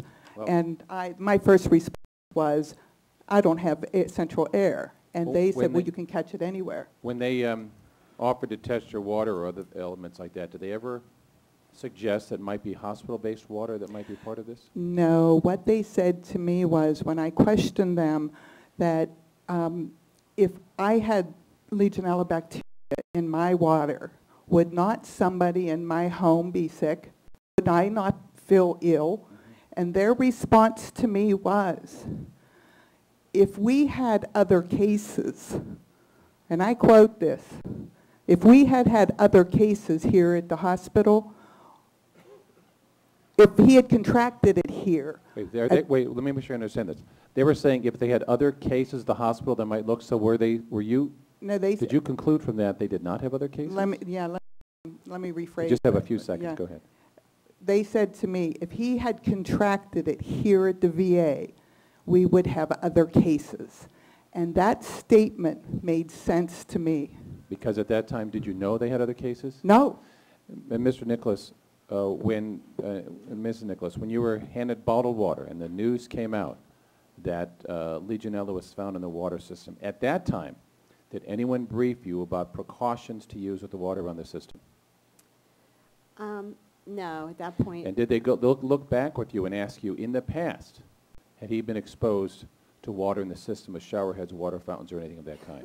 Absolutely. He was in the hospital from November 1st to November 16th. He was showering, he was drinking water, he was eating ice cubes, he had a fever. So, yes, absolutely. He was One last exposed question. to it. Ms. Chirola, what was your reaction when you found Mr. Moreland received a bonus, and part of that bonus was recognition for his infection control efforts at the VA Pittsburgh? Well, my question from the time, because we did not know about this, and the ongoing. What was your reaction? My reaction was, there's the smoking gun. Thank you. Mr. Doyle. Thank you, Mr. Chairman. I really don't have questions for this panel.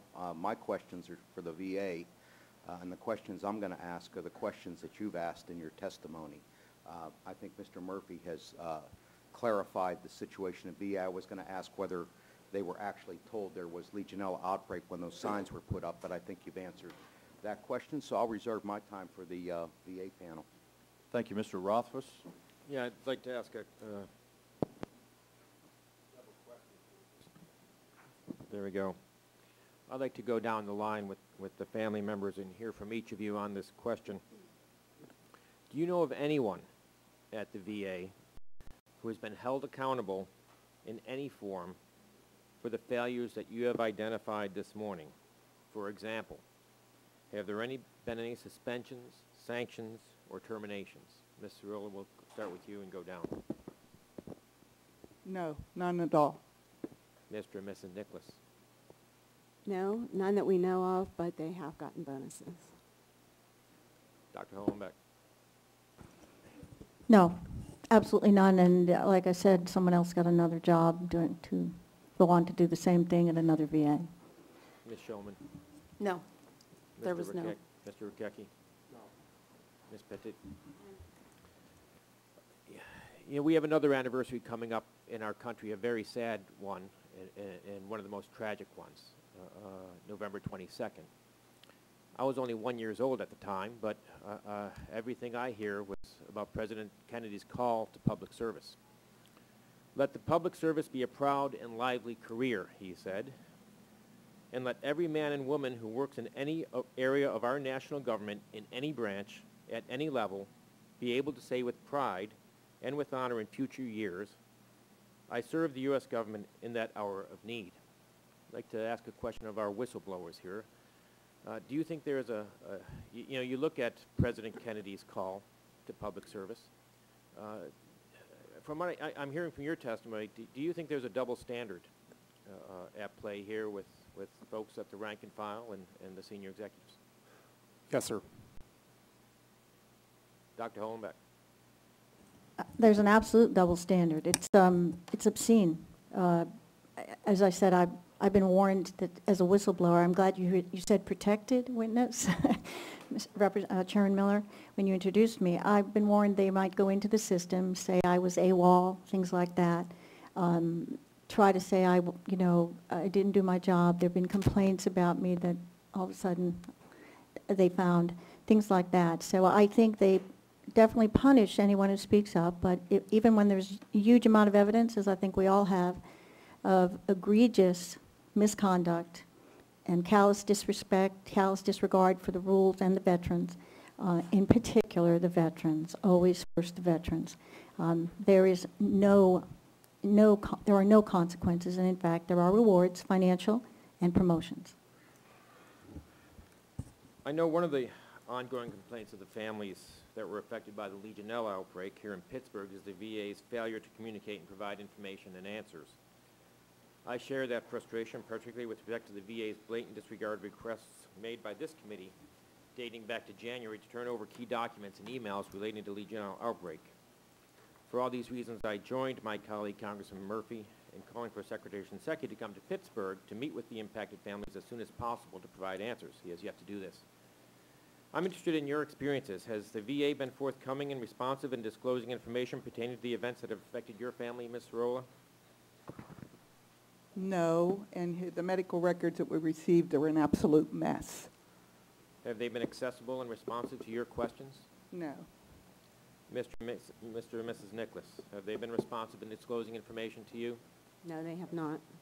Have they been accessible and responsive to your questions? No, they have not.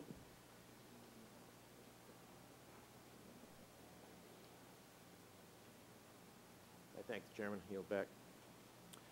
Thank you very much, Dr. Hollenbeck. Let's continue with some questions about Jackson.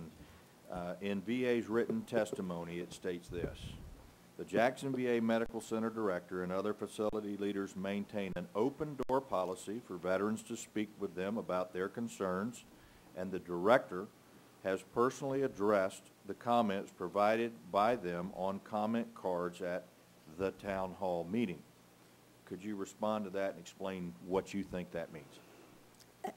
Well, what it means in real life is that you can respond to something, you can answer a question, you can come to a town hall meeting and stay and let someone talk and say, I'm very concerned, I will get back to you, or I'll look into it, and that's the end of that. To me, that means they think it's a joke. I know that I have veterans who are patients of mine and say they've waited and waited hours outside Mr. Battle's office. Then they've been told they won't get seen that day. Then they've been told they'll get a call, and An 88-year-old veteran said he waited by his phone all day because he doesn't have a cell phone, so he didn't leave his assisted living apartment waiting for the call. They also know, the veterans, they say this, they're afraid to speak up, so they don't ask the tough questions. They don't go with the terrible, sad stories because they are afraid they will be retaliated against, and their care will be affected. And that, to me, is sadder than, beyond, it's sadder than I can put into words. Mr. Rukecki? Yes, sir. Would you elaborate on the reference that you made in your testimony to the department having two different codes of conduct and means of accountability, one for what you call the average employee and one for high-level management members and senior executive service? Well, as a police officer, I probably would be privileged to this, but as you know, acting as a steward and a chief union steward, you kind of see what goes on behind the scenes. And what I've become aware of, especially if you look at the example which I cited with the records, since I've been involved with the union as a steward in 2007, I have been involved in many disciplinaries. And I've had the unfortunate dealings with, again, Associate Director Mr. Petty. I know of prohibited personnel practices where managers in the Buffalo VA ask for discipline. They may counsel an employee on a wrongdoing, a misuse of a computer issue, and he has come in and insisted upon more punishment, 14-day suspensions, 15-day suspensions. So I've actually battled with him on it. I've gotten statements from the managers and said, wait a minute, if you go after this employee twice, I'm going to file an unfair labor practice charge against the agency. So it happens all the time. They do as they please. And who do they answer to?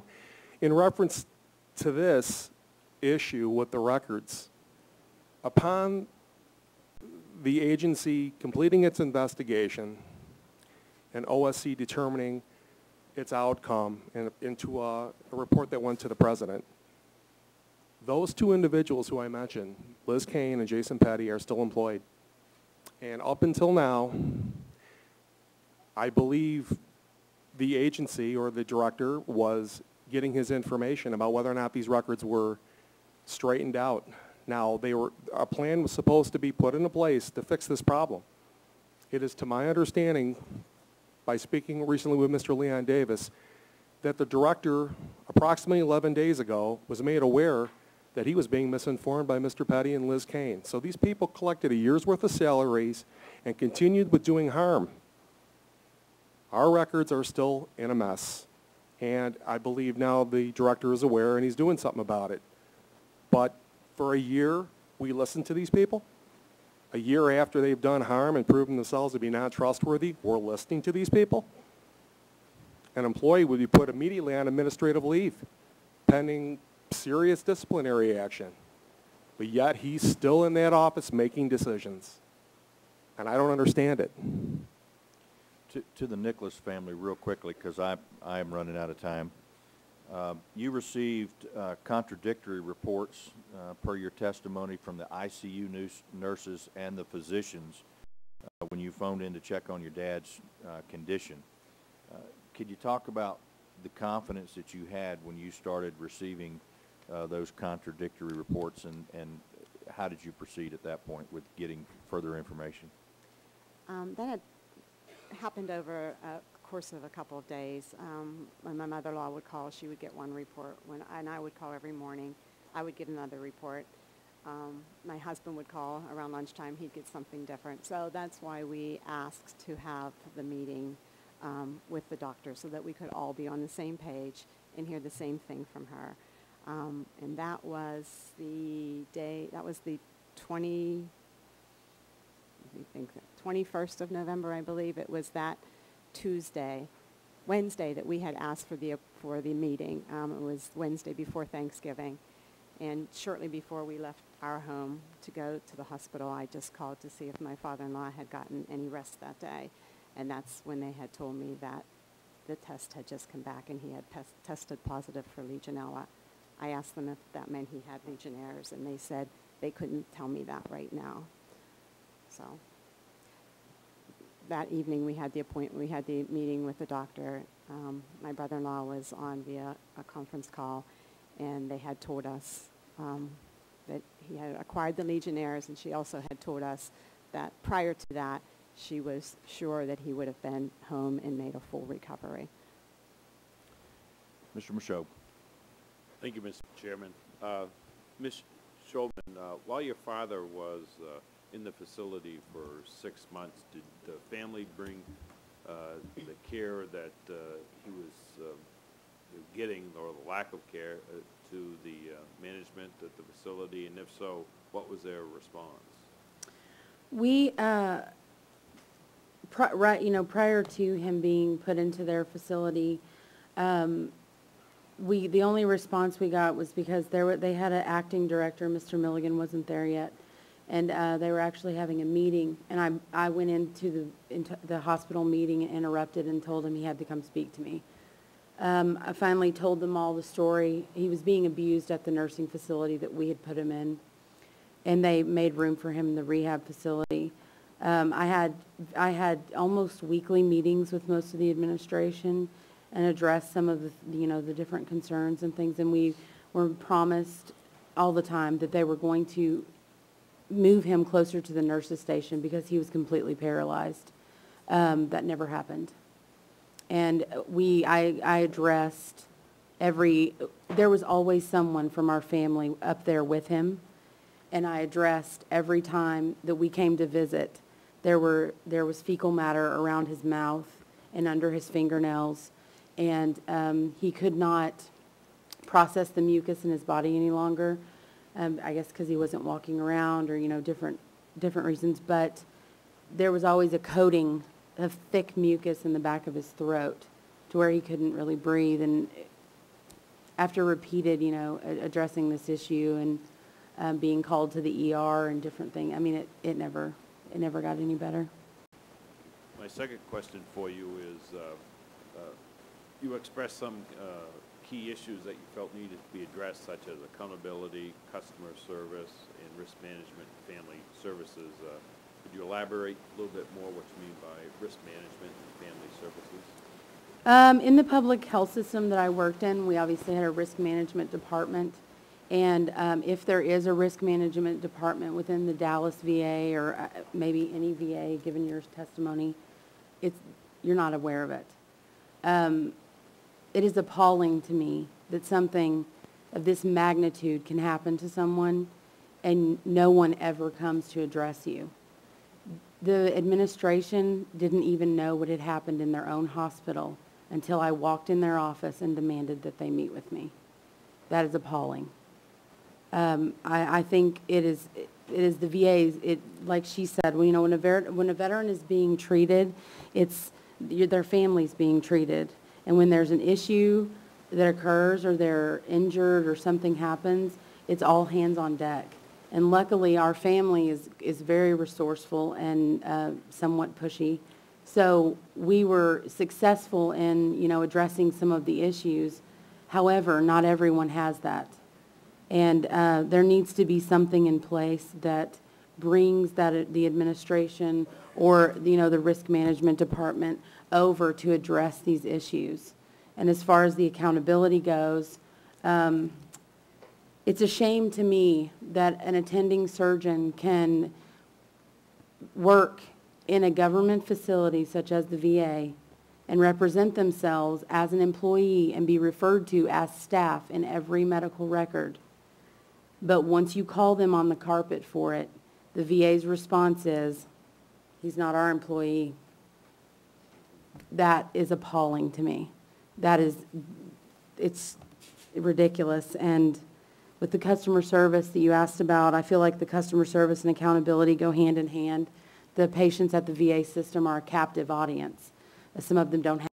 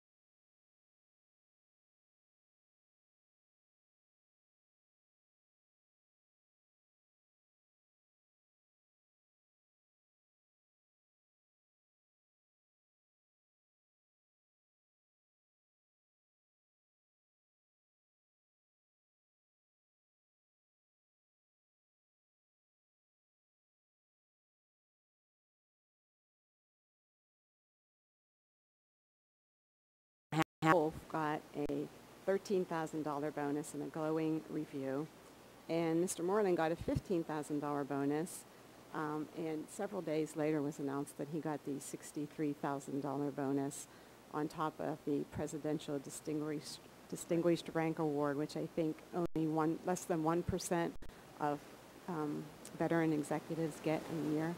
Something like 54 people got it this year. He was one of them. And what was your reaction when you heard that? I was outraged.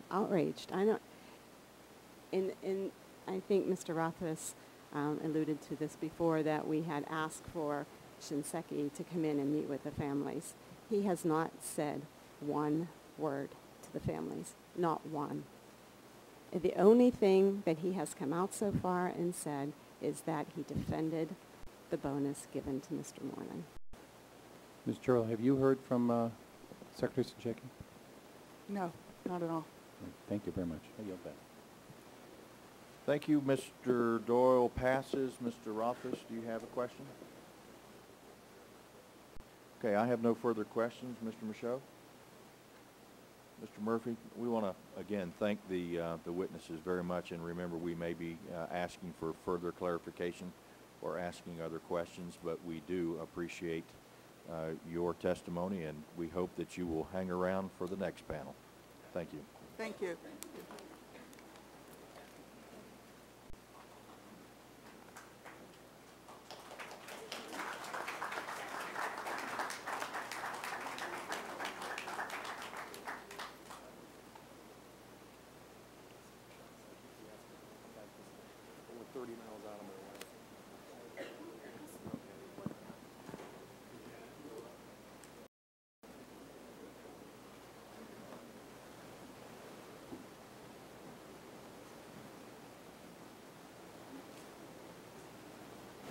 I'd like to call the second panel of witnesses to the table, please.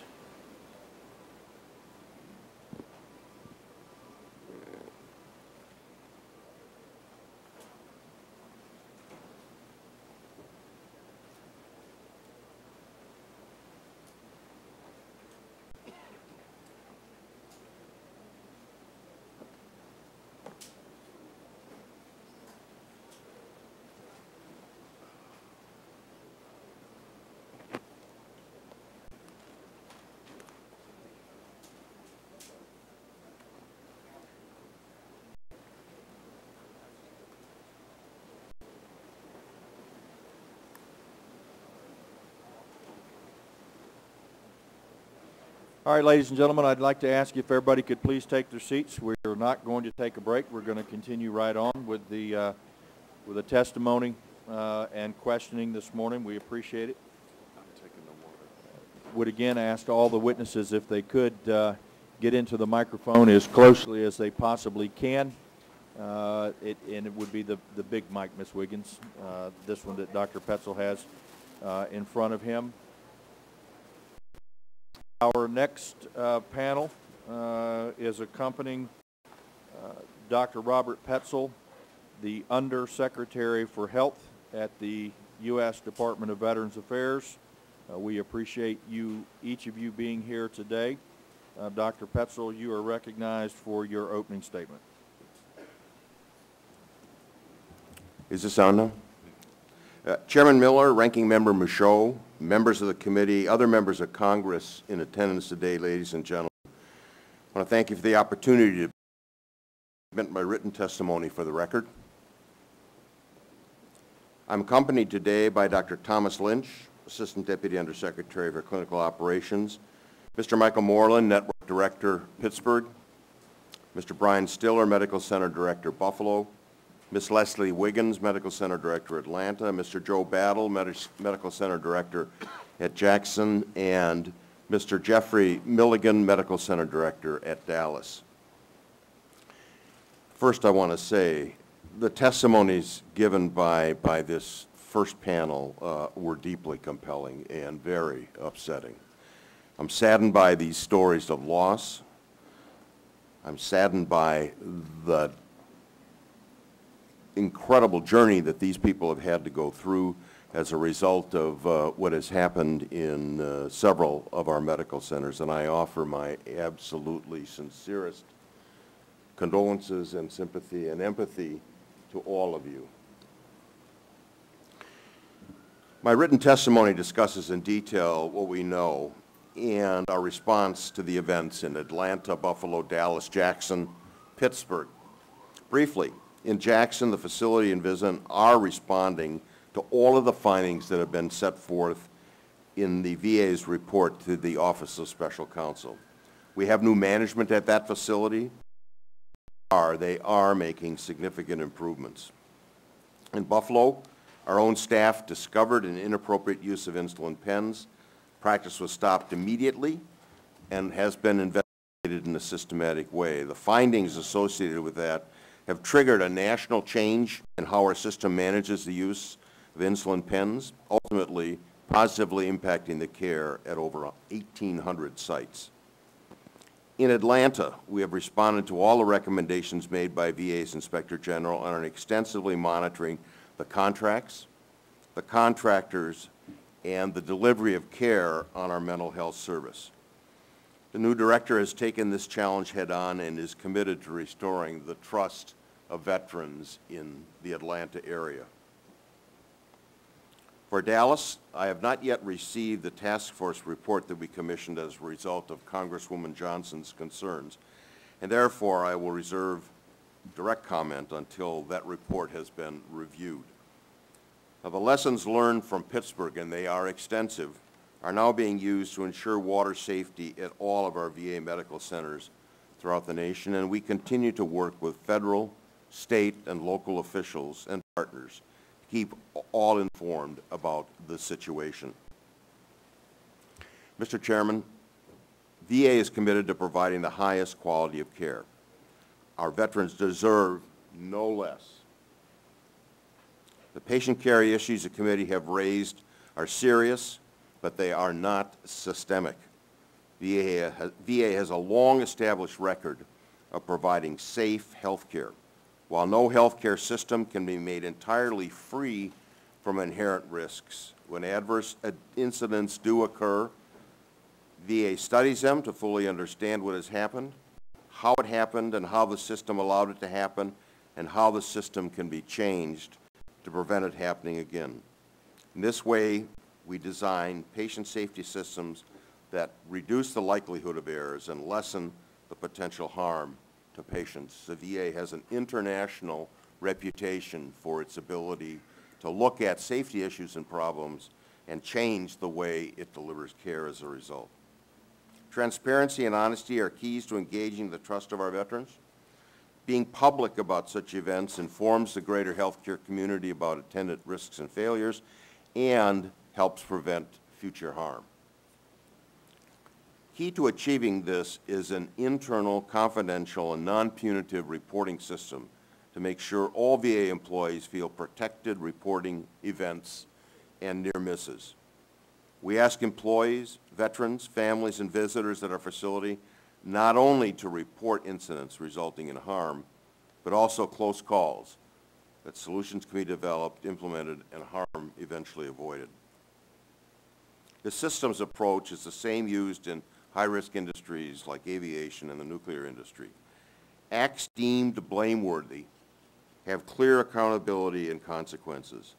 These include criminal acts, purposefully unsafe acts, malfeasance, willful neglect, patient abuse, and events resulting from alcohol and substance abuse. I will assure you that VA works diligently to identify and hold those people that are responsible accountable. The Veterans Health Administration is a system characterized by quality and safety programs above the industry standard, with an outstanding reputation within the VA healthcare community as an integrated healthcare delivery system that measures quality, measures outcomes, and responds to what we learn. But we can and we must do better. This is not a perfect system, and there are many things that need to be improved in the way we do our business. We owe that to each veteran under our care. We owe it to the people that testified here today, this morning, and we owe it to the American people who have entrusted us with this sacred mission to care for those who have borne the burden. Regarding VA Senior Executive Awards, as authorized by law, these are based on a stringent and standardized process in which these accomplishments are measured against a pre-established performance contract, their ability to lead change, and their impact on the overall organizational performance. Mr. Chairman, the responsibilities of a network director or a medical center director are vast. Peter Drucker has described it as the most complex management task in this country.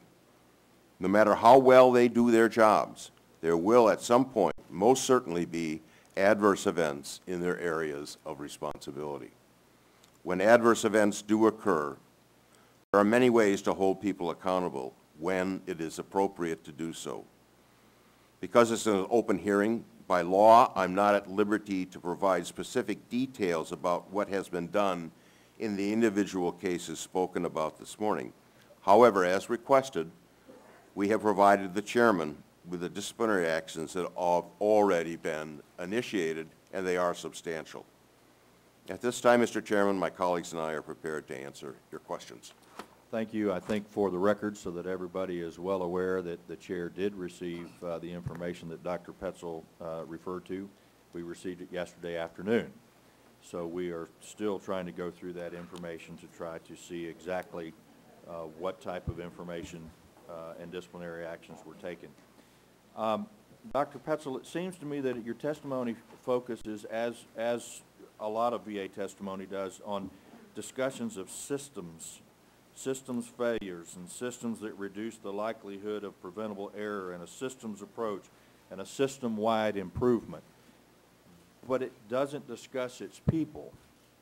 And so my question is that, or statement would be that systems are only as good as the people that administer them. And I think what you heard today from many of the folks that were testifying is in fact that the systems have failed, and those that ran the systems have not been held accountable. So I think, what the committee needs to know is what is the department doing to ensure that the systems are in fact being improved. Mr. Chairman, there are multiple ways that we can hold people accountable. And let's just go back and review this for a moment. We do hold each individual employee and each senior leader in this organization responsible for the things that they have been told they must do and are responsible for. They're responsible for seeing that the programs are in place, that they're operating effectively, and they're responsible for the outcomes. As an example, in Atlanta, there were issues with the contracting, and there were issues with delivery of care on the mental health unit. The individuals that are responsible for those systems have indeed been dealt with effectively and have indeed been held accountable for their actions and for what happened in Atlanta. Well, and Doctor, I've been asked to hold that information very close. I cannot comment, but I don't believe that the information that was provided to me does in fact hold individuals accountable. There may have been action taken, but I don't know necessarily that it holds them accountable. Let me do this. I've asked, and you're aware, for the Secretary to provide a top-to-bottom review of the bonus system. Do you agree that, yes or no, does it need to be reviewed? I would agree that reviewing the performance awards is appropriate. Do you think that there's a problem with the system when preventable patient deaths due to mismanagement are apparently not factored in at the highest levels of leadership at the hospital and VISN or networks within that leadership? I would disagree that the prevention of the incidence of preventable illness is not factored into someone's performance contract. That's not true. How about death? Avoidable death? Yes, sir. It is. It would be factored into a person's performance. What percentage is I'm sure they're all weighted, but is a preventable death more important to the VA preventing that than it would be meeting the metrics that the VA has established, which is apparent that that's the way most of the bonuses are awarded. Mr. Chairman, they would both be very important. No, which is the most important? I'm not going to make a judgment, sir, as to which is most important. I They can are make it both for you. important. The death is. The death is. It is absolutely unconscionable that we would award bonuses to anybody who had a preventable death occur on their watch. And I think that's what the frustration that you're hearing this morning and that you'll hear from the other members that are here on the dais are hearing. It's just unbelievable what has occurred here in Pittsburgh. And the fact that bonuses were awarded, people that got the bonus knew what was going on. I was told, well, we didn't know it when the bonus was awarded. Has anybody asked for it to come back? I beg your pardon, sir. Has anybody asked for the bonuses that were awarded here at Pittsburgh to be returned? Not that I'm aware of, no. Did you? I did not. Why not?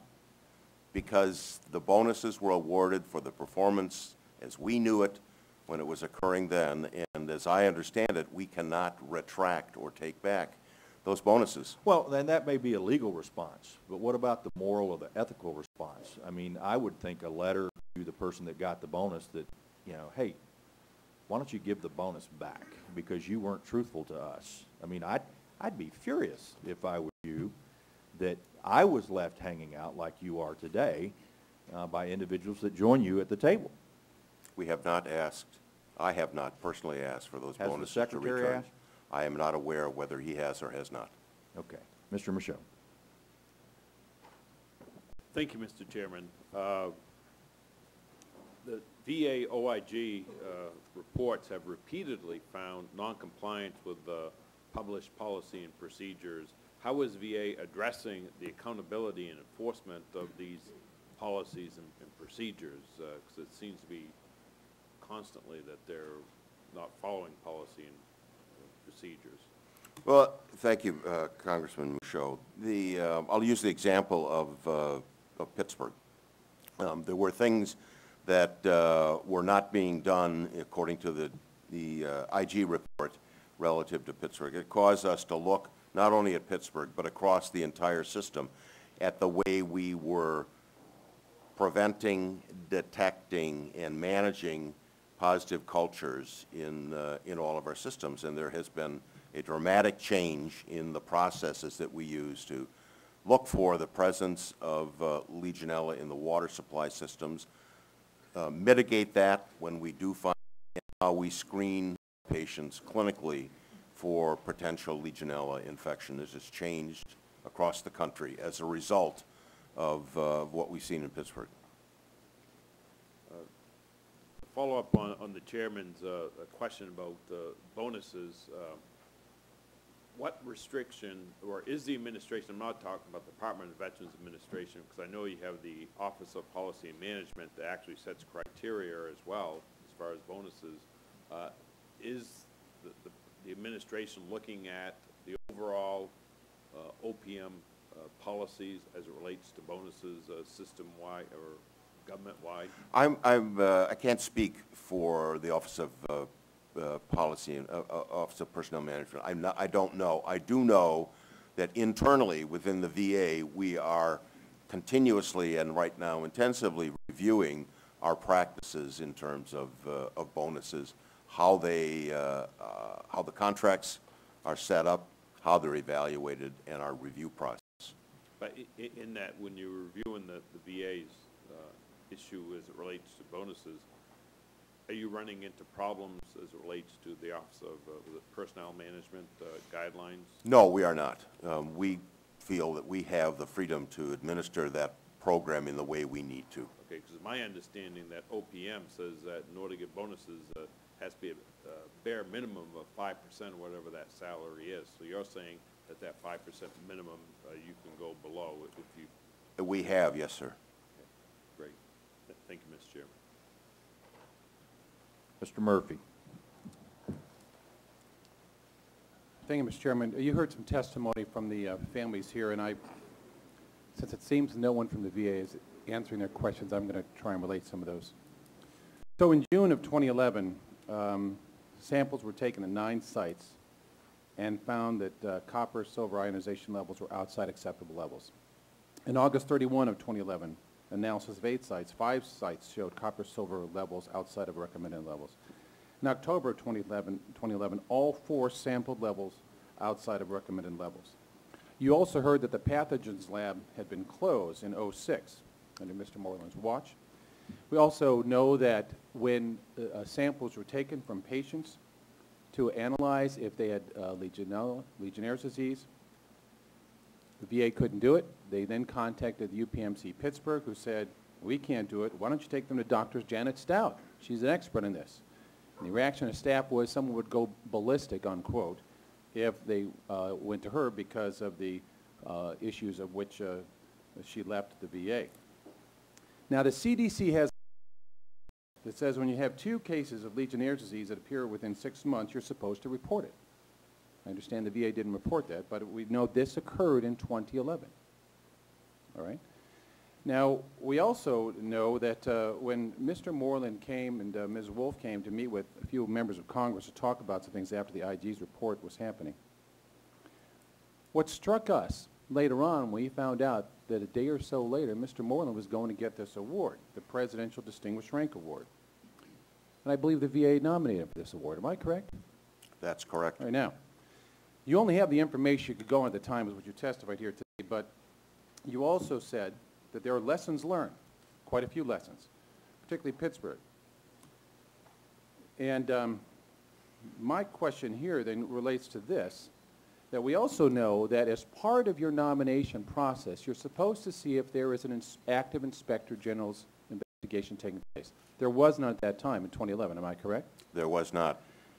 Now, based upon what you have heard today, and based upon what has come out of the Inspector General's report, lack of a documentation of system monitoring for substantial periods of time, inconsistent communication and coordination of the Infection Action Team. The VA Pittsburgh did not conduct routine flushing of hot water faucets and showers, especially in areas that are frequently used, as recommended with the systems. The VA conducted environmental surveillance in accordance with the VH directives. However, VA responded to positive cultures in February 2011 by flushing distal outlets with hot water at normal operating temperatures, a corrective action not consistent with VA guidelines and CDC guidelines. And the VA Pittsburgh did not test all healthcare-associated pneumonia patients for Legionella as expected according to VA guidelines. Knowing that that the Inspector General's reported that in 2011 and 2012 all these problems occurred under Mr. Moreland's watch, know now, would you still recommend that he receive this award? Mr. Moreland's Presidential Rank Award. It's based on a VA recommendation. And where there's an active Inspector General's investigation taking place, you're supposed to report that. If you knew then what you knew now about how these things were not followed, the guidelines of the VA were not followed, I'm asking where the buck stops. It either stops with him or it stops with you.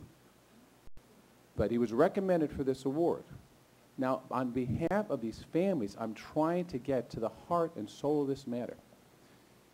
If you knew then what you knew now, what you know now, would you recommend him for this award?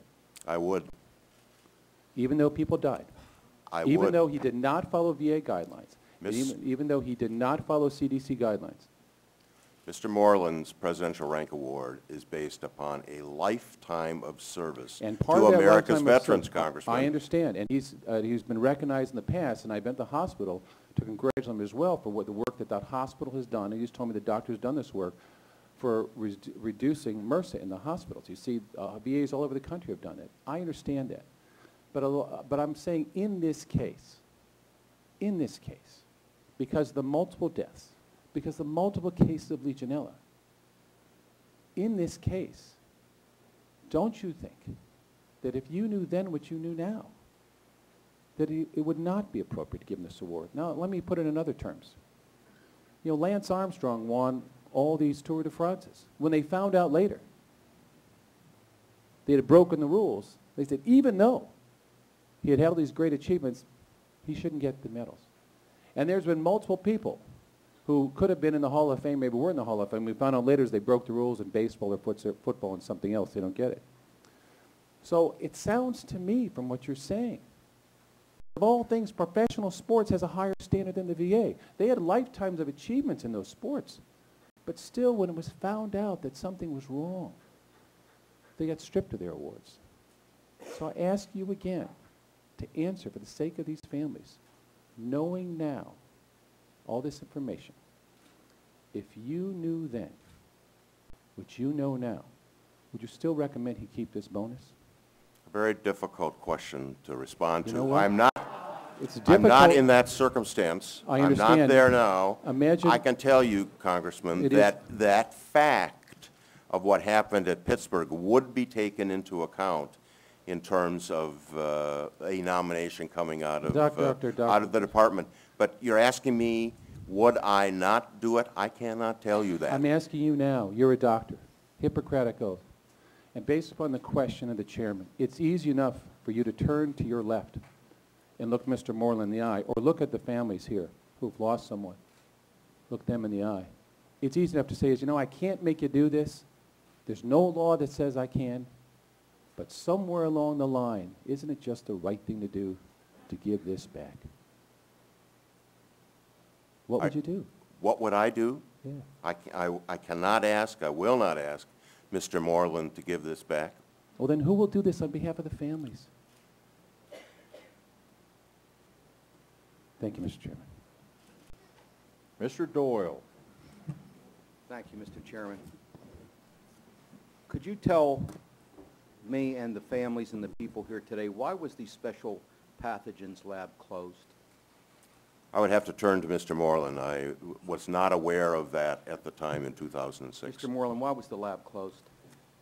The lab was closed because the director of the lab decided he would no longer stay in employment of the government because he had been asked to stop taking samples from across the country from restaurants and gas stations and being paid to do those samples for those organizations and using that money to supplement the income of the employees of that lab. When he was asked to stop doing that, to continue doing his work at the VA and the special pathogens for VA, he refused to do that.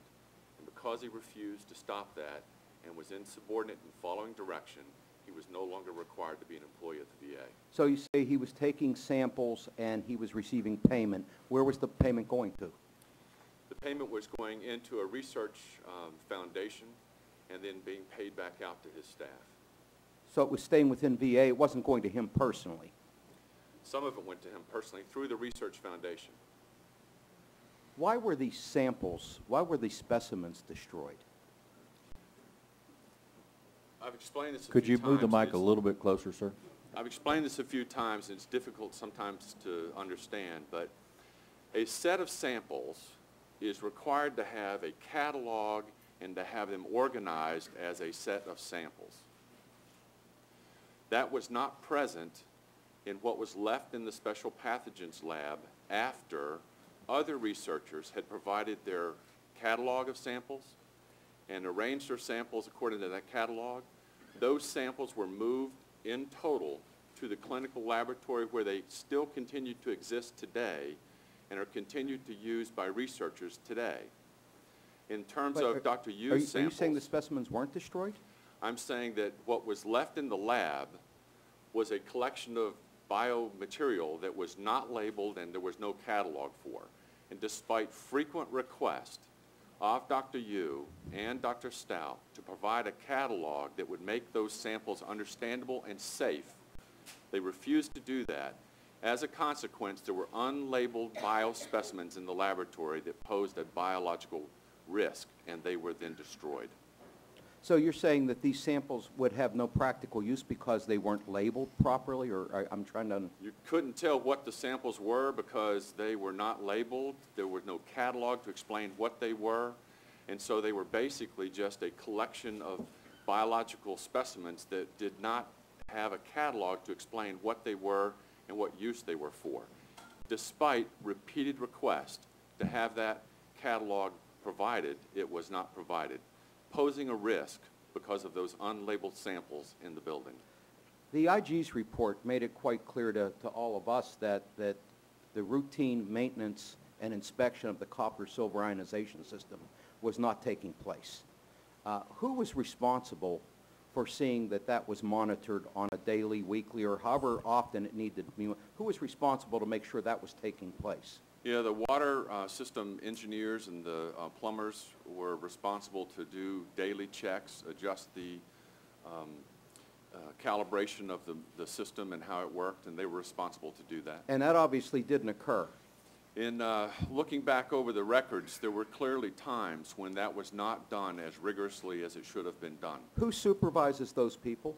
There's a supervisor over the water engineers and the water pipe system, and then a chief of engineering above that, an associate director above her, and then the hospital director. So when this maintenance that should have been taking place wasn't taking place, what action did that supervisor take for those people or the people above him? Well, the supervisor, and looking at the individual people responsible to manage, we've been unable to issue any kind of actions at date because during the hearing last October or November, during the last hearing, one of the vendors indicated that he had evidence that some of the staff had falsified records. So when we found out about that, we requested the criminal IG to come and look. When a criminal IG starts an investigation, you must step back and allow them to do their investigation and hold further actions until that's complete. So are what you're saying to these families is that the reason no one has been held accountable up the chain is because there's a pending criminal investigation? There's a pending criminal investigation that we have to wait until it is finished and completed and provided. After that is done, other administrative actions that are more administrative can be considered, as well as response to any findings from the criminal IG. What's the status of that criminal investigation, and when do we expect to hear from that? I don't know what the status is. We periodically ask them, and all we are told is that the investigation is continuing, and we're as anxious, Congressman Doyle, as you are, to see the results of that so we can progress with what we're going to be doing about Pittsburgh. Mr. Chairman, I see my time's up, but I hope we have another round of questions. Yes, Mr. Doyle, we will. Mr. Rothfuss. Thank you, Mr. Chairman. Mr. Moreland, you just testified that the specimens that were destroyed were not labeled. Is it your testimony today that not one of the specimens that were destroyed had a label on it? What I said was that they were not labeled and cataloged. They may have had labels that meant nothing to anyone without a catalog, but one must have both a catalog that explains the labeling system and the specimens must be labeled so that you can be safely understood they're a sample. Without that, they truly represent a hazard to the organization. So there were specimens that were labeled, but you're saying there was no catalog? I'm saying that there were specimens, some of them had labels, but there was no catalog to explain what the labels meant. And did you ask for a catalog? Was there a catalog available? There were multiple requests for the catalog. That catalog was not provided. Dr. Petson, you began your testimony. The Department of Veterans Affairs is committed to consistently providing the high-quality care to our veterans that they have earned and deserve. Having heard the testimony this morning from our first panel of witnesses, I don't know anyone who could conclude that the VA, in these instances, met that commitment. In your testimony, you state that when misconduct occurs, employees are held accountable through a range of actions and consequences that appropriately address the circumstances. And acts that are deemed blameworthy have clear consequences and accountability. You also state that you can ensure the committee that you are holding the appropriate people accountable as a result of management and oversight issues at the facilities that are the subject of this hearing. It's been known for a long time that there's been a Legionella problem at the Pittsburgh VA. As in 2007, we know that 17 out of 19 specimens taken from the ICU proved positive for Legionella. At the Pittsburgh VA, there's been a massive outbreak of Legionella that killed at least 5 veterans and sickened many more. The Inspector General identified systematic failures that led to this outcome. These were preventable deaths, and I think that we'd all agree that someone needs to be held accountable. Let me walk you through the facts of one of the deaths.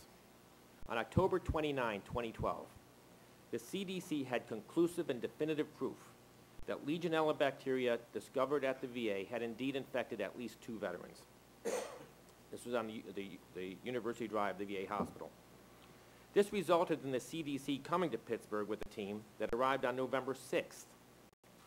So hospital officials absolutely knew what was going on.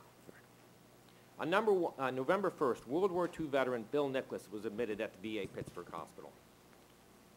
On November 11th, he was moved to the ICU, and on November 12th, he had a fever and an infection. Yet no one tested him for Legionella at the time. The CDC told the hospital officials that they should test their hospitals for Legionnaire's disease when they left, and they briefed them on November 15th and the 16th. And on the 17th, signs went up around the hospital saying, don't drink the water, don't use the water. Mr. Nicholas was finally tested 2 days later on November 19th for Legionella, but the hospital lost the sample. So they had to retest him again on November 21st, and he died on November 24th. Getting to accountability, it appears that even though the VA Pittsburgh officials had actual clear knowledge, no later than November 6th, that they did not notify the medical staff, who would be responsible for that? The CDC is there. Who bears responsibility? Is it the chief of staff? Is it the chief of infectious diseases? I would say that it's the hospital director, the chief of staff, and perhaps the chief of infectious disease have the responsibility. Is the VISN director responsible in any? Not directly, no. He has oversight of that, but the responsibility for those notifications lie with the medical center. Should the VISN director know that the CDC is on site on November 2nd? Yes, he should. When will we see somebody held accountable for this dereliction? Because all I've seen, frankly, is bonuses, presidential awards, and glowing performance reviews. And I think that's an outrage and an insult to the victims here. When are we going to see some accountability? We will see accountability when we get the criminal IG's report and then are allowed to proceed with whatever actions we're going to take.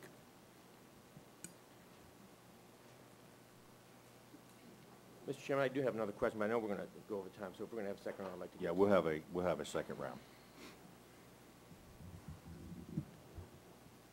This is public information that I'm asking for, but I think there are at least 12 executives from VA that are here with us today. I would like to ask a show of hands of the 12 that are here. How many of you received a bonus last year?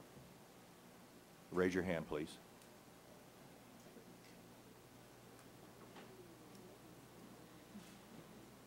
Who got one in 2011? Dr. Petzel, did you get one? No, sir. I do not receive bonuses. Okay. You've agreed to talk to the press after this hearing, I believe. I understand that there is going to be a brief press avail after this, yes. Is there anything that would prevent any of the other individuals that are here with you today from talking with the press? No. Okay. Would you all agree, if asked, to talk to the media? Mr. Moreland, would you agree to talk to the media? Yes. Okay. Thanks. Dr. Petzel, could you expound? There was a lot of testimony in regards to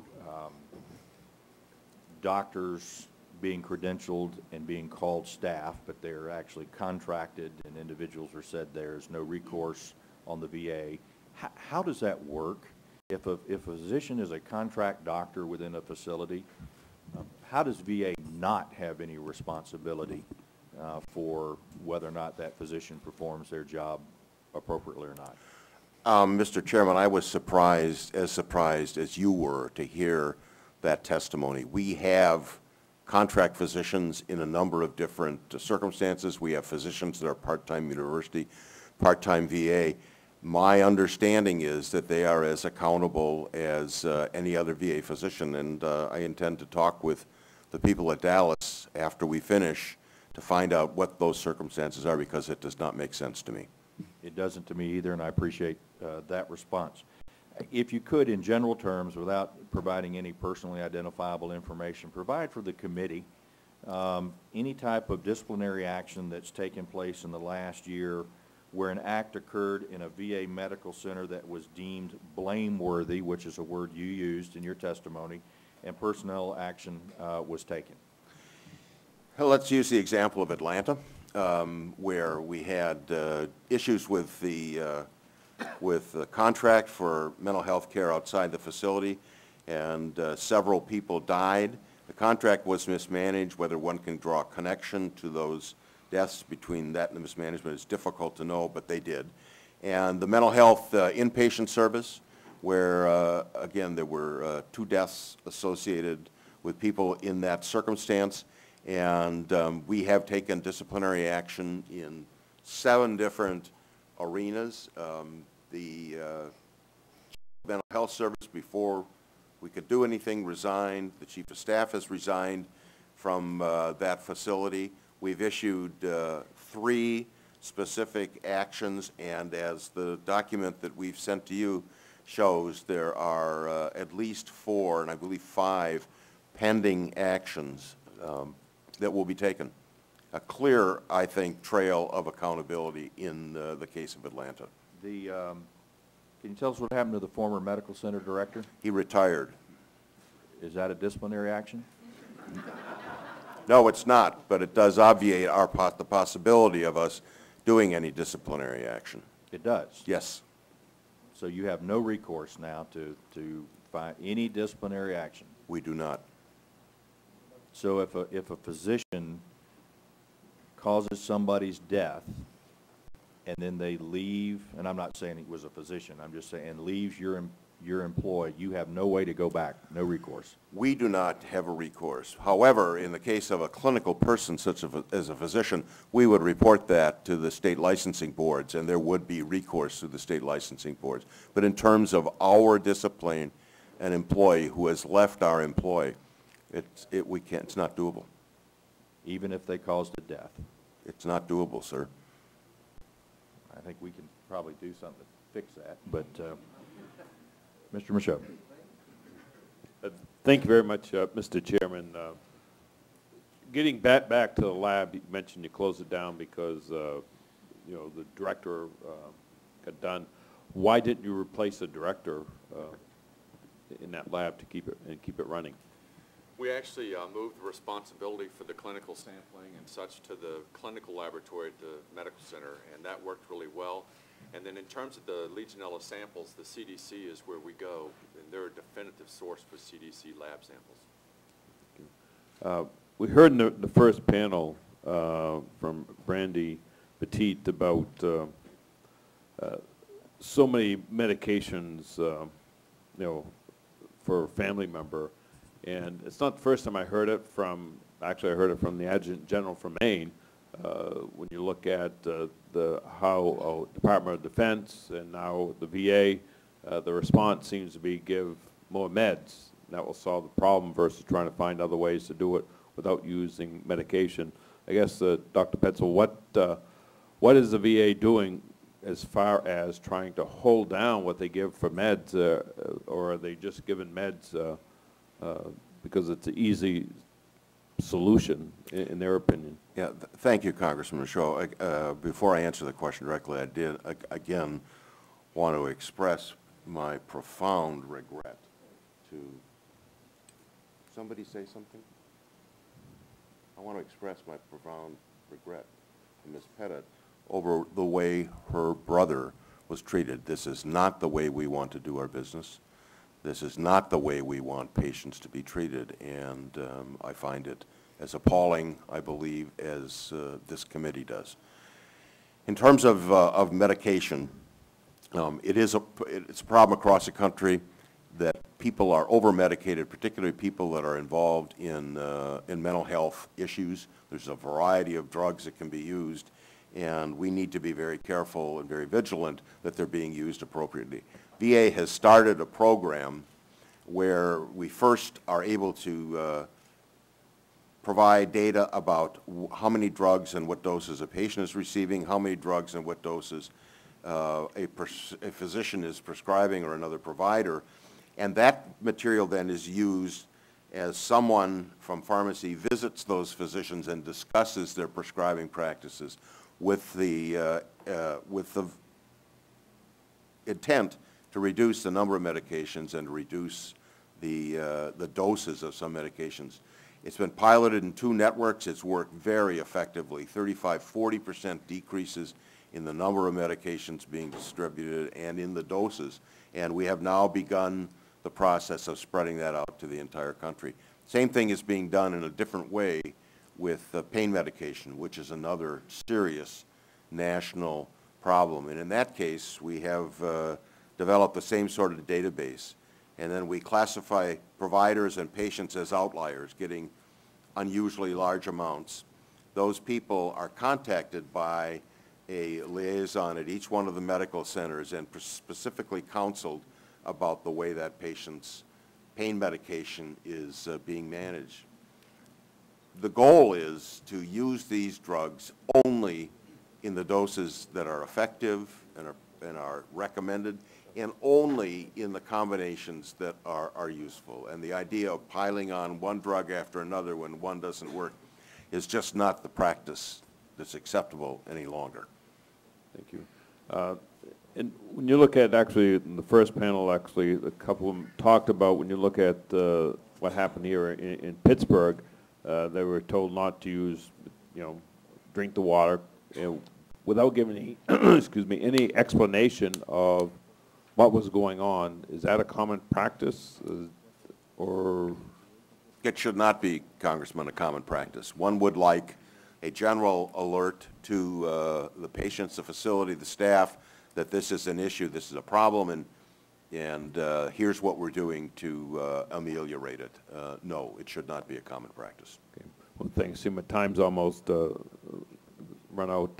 I would encourage you to keep, doing what you can to make sure that employees are trained appropriately, because we've heard some of the problems on the first panel, and I know it's not system-wide, but there are some employees out there that probably should not be employees of the VA because they do not provide that customer service that they should be providing.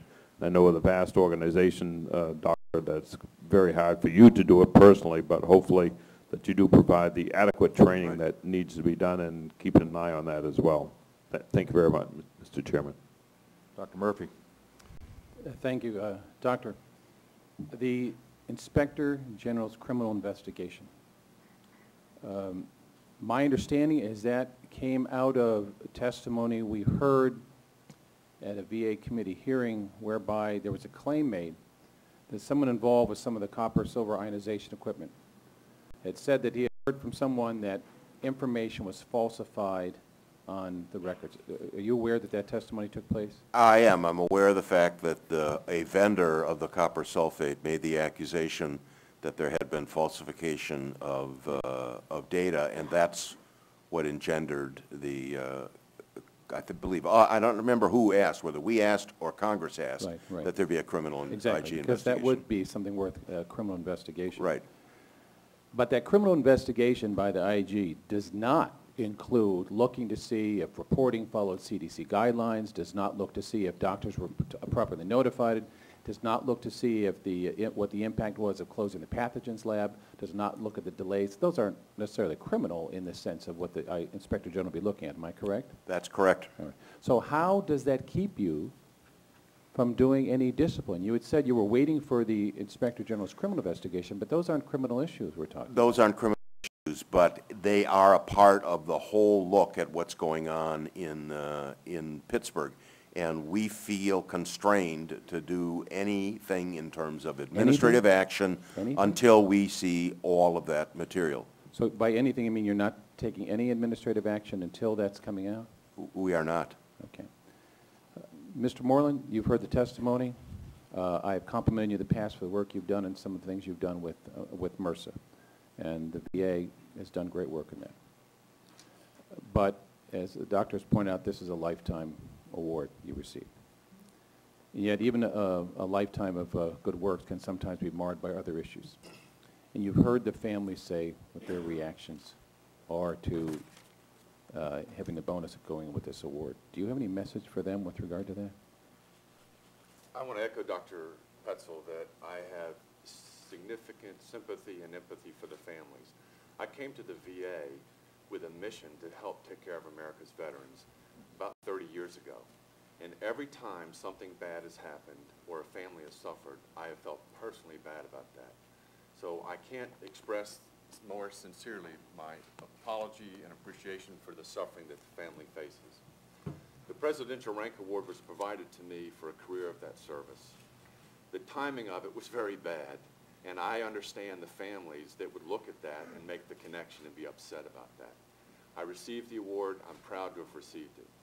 I'm focusing my efforts every day to looking for understanding what happened, how it happened, analyzing the information to make changes, and putting those changes in place to reduce the risk of anyone else suffering. Let me ask about another issue then. In May 2nd, while Greg Bethany was receiving a liver transplant, apparently some construction workers cut a power line. So the OR was out of power. Now, my understanding is there was a 2-hour time period in the middle of this delicate surgery that power was lost. That sound correct? Yes. Okay. And my understanding also is the liver may have been damaged with freezer burn during this incident. Are you aware of that? Well, I really don't want to talk about an individual case because I really should not be talking about an individual case. What I would say is that during events when power is lost, we work very carefully with alternate sources of power to make sure that we're able to complete the work that is done. It was a challenging issue. So is that something you prepare for in case something like that happens? The OR has a battery backup system, et cetera? There are multiple lines into the hospital to provide multiple sources of power. The challenge is when a vendor cuts, the main line right into the OR, but we were able to complete and finish the surgery. I understand that, but it's also, my understanding is that unsterile lights, unsterile portable air units, and also maintenance personnel who had not scrubbed or changed clothes also came to the OR at that time, and that Mr. Gregg's condition deteriorated. He has since passed away from organ failure and infection, and with some incredible pain. So it is another one of those cases of that even though you said that there was some backup systems there, it doesn't sound like it was accurate, and I hope that's something, Doctor, that you can also take a look at as well. But my understanding also is there was no backup power. This is all by battery systems, and it unfortunately led to another life. But I'm particularly concerned about the infection issues that occurred at that time. Thank you, Mr. Chairman. If I could follow on with that line of questioning, and again, I mean, it's been open, so I'd just like to know, since it was an organ donation or transplant, was the death of the veteran who received that transplant reported to UNOS? Yes. It is my understanding that it was reported and that the events in the operating room were not part of the cause of the death. Okay. Do you know who reported it and when they reported it? I don't have direct knowledge, but what happens is we have a organ transplant coordinator who works with the surgical team, and it's his or her responsibility to connect and report that information to UNOS. Well, Mr. Chairman, we will find out and get back to your staff quickly. Okay. Ms. Wolf is here. Could she answer the question?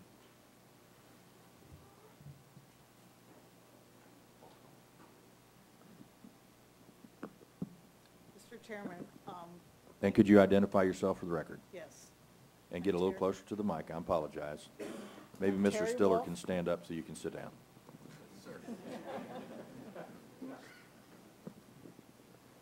Mr. Chairman, I'm Terry Wolf, and I'm the director at VA Pittsburgh. Could you answer the question? I'm Was sorry. it reported to UNOS? I don't know that definitively. What's your position? I don't have that information with me right now, but I'd be happy to provide it for the record. How many patients die in your facility from this type of surgery that you wouldn't know the answer? You asked me if the UNOS was notified, and I assume that they... You assume it. Yes, that's standard operating procedure. Okay, but you don't know that. I'm not going to say something that I don't have. Okay. How long have you prepared for this hearing? About 1 month. A month? Mm-hmm. How many trips to Washington did you take to prepare for it? 1. Okay. And in that trip, this didn't come up at all in your preparation? No, it did not. And so you don't know the answer to whom or, can you tell us If it wasn't the loss of power or temporary interruption, what caused the death? I'm not at liberty to discuss that for patient privacy reasons. Okay, so when I subpoena that information, you'll provide it? Of course. Okay. Dr. Murphy, do you got any questions you want to ask while she's at the table? Mike Dorr. Thank you, Mr. Chairman. I want to continue to follow up on my first line of questioning and to ask some more questions that the families have asked. At the February 5th hearing, Aaron Marshall, who was the operations manager for Enrich, was called at the request of Pittsburgh VA to perform a review of the system. But he was denied access to view the Legionella test results. He said had they been aware of the presence of Legionella, that they would have recommended implementing the reactive course immediately. Steve Shearer, chairman of Liquitech, also whose company manufactured the Pittsburgh VA's Legionella prevention equipment, in his statement said that the system requires regular maintenance, monitoring, and validation. It's not plug and play. Who was responsible for denying the Enrich to view the Legionella test results, and why was that denied? Closer. It's my understanding that there are two different companies running two different copper-silver systems that were in place at that time, and that the engineering staff had asked one of the other vendors, Enrich, to look at the other system, Liquitech, and explain. So they had asked Enrich to look at Liquitech's system. Right. Why wouldn't you just call Liquitech? Well, they had been talking to Liquitech too. Okay. And then they thought they'd get another opinion and get a feel for that. And some of the recommendations they got really were not consistent with the manufacturer's guidelines for the other systems. So it appeared in looking at it that the engineers were just looking for consultation and advice from multiple people to take a look at the system. And what about Mr. Shearer's statement that the system requires maintenance, monitoring, and validation, which the IG's report says apparently wasn't being done? Yeah, I'd say that his statement was correct. It required lots of daily look and see. And while the VA Pittsburgh staff did do a lot of maintenance, talked to each of the vendors multiple times, and the copper-silver ionization levels were appropriate much of the time, but not all the time. Sometimes they were too high and sometimes they were too low.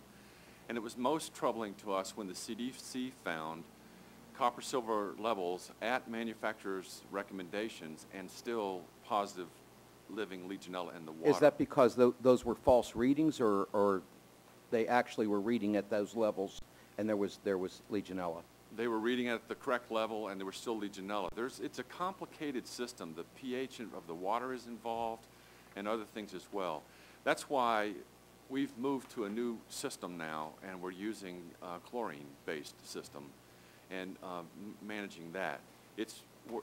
We found it easier to manage and more compliant with what we need to do. But isn't it true that during the time that Dr. Yu and the lab was open and they were using this system, that there wasn't outbreaks of Legionella? I mean, the system seemed to be working fine when it was operated the way it was meant to be operated. It just seems to me and many others that after they left, somebody dropped the ball here with regards to seeing that the maintenance was being done, and you can't put this just on a couple plumbers. So my question is, who's responsible for making sure that the plumbers were doing what they were supposed to be doing, and you know, at what point in the chain of command is somebody responsible for this? That's one of the myths about the presence of the special pathogens lab, that there were no hospital-acquired cases during their oversight and that there were no positive water samples of Legionella. That's a myth. In fact, there's a 2003 paper published by the special pathogens director that from 96 to 2003, there were 7 hospital-acquired cases during their oversight. And so it is not, and so the article states that we have achieved a level of 1 hospital-acquired Legionella case per year on average. So it is not possible to guarantee that there will never be a hospital-acquired Legionella. What you have to do is work very rigorously to reduce the level of Legionella in the water, which reduces the risk. And that's what happened in the in the early fall of 2012. After rigorous review to figure out why are we getting Legionella cases that look like they're community acquired because our water samples are looking positive where those patients were. Let me ask you too, because I don't want to forget, Mr. Murphy had asked about that, and it was mentioned that there were signs up in the hospital not to use the water fountains or the water because there was a trouble with line. Whose decision was it not to be more transparent and disclose to visitors and patients and others that there was a Legionella outbreak, not that there was some problem with the water line? Yeah, contrary to the perception that there was not transparency and that there was a cover-up, I will tell you that the news media was provided a news release, and so when the family talked about seeing something in the newspaper, that was based on the news release that the VA Pittsburgh did. They posted on their website the concern about Legionella and held town hall meetings with employees. I apologize, and it's troubling to me that if individual families were not talked to, that's challenging. But I'm glad to hear that they heard about it on the media, because that was one of our strategies to get the word out, was to release the information to the media. Mr. Chairman, I see the red light's been on for quite some time, and I appreciate your indulgence, and if there's a third round, I'm interested. There will be a third round. Mr. Rothfuss.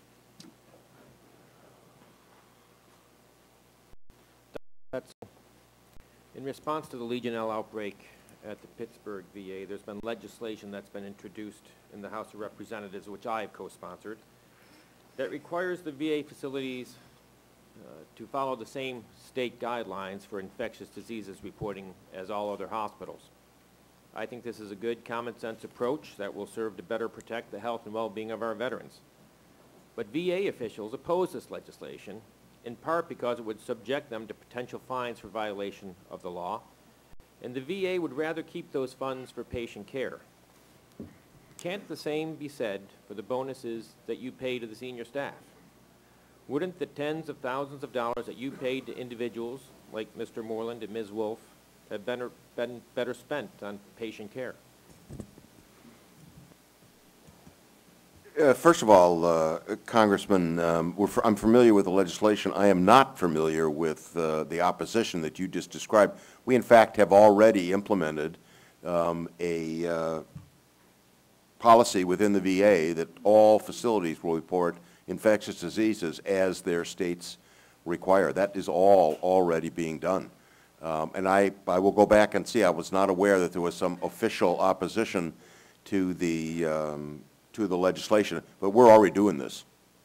We think it's a good idea, and have adopted doing it already. I would encourage you to do that, because the VA has said if the proposed bill is adopted, the VA wants an exemption from potential fines. The fines, all right. I would understand that. Joyner, Assistant General Counsel for the Department. So I would appreciate you going back and I will fight. We certainly don't oppose the idea of reporting. That's fundamentally important, and we're already, in fact, doing it. And I will find out about the fines. Now, your testimony also states that people are not punished for inadvertent errors. Do you have an opinion as to whether what happened at the Pittsburgh VA was simply an accumulation of inadvertent errors? I do not believe that what happened at the Pittsburgh VA is a accumulation of inadvertent errors.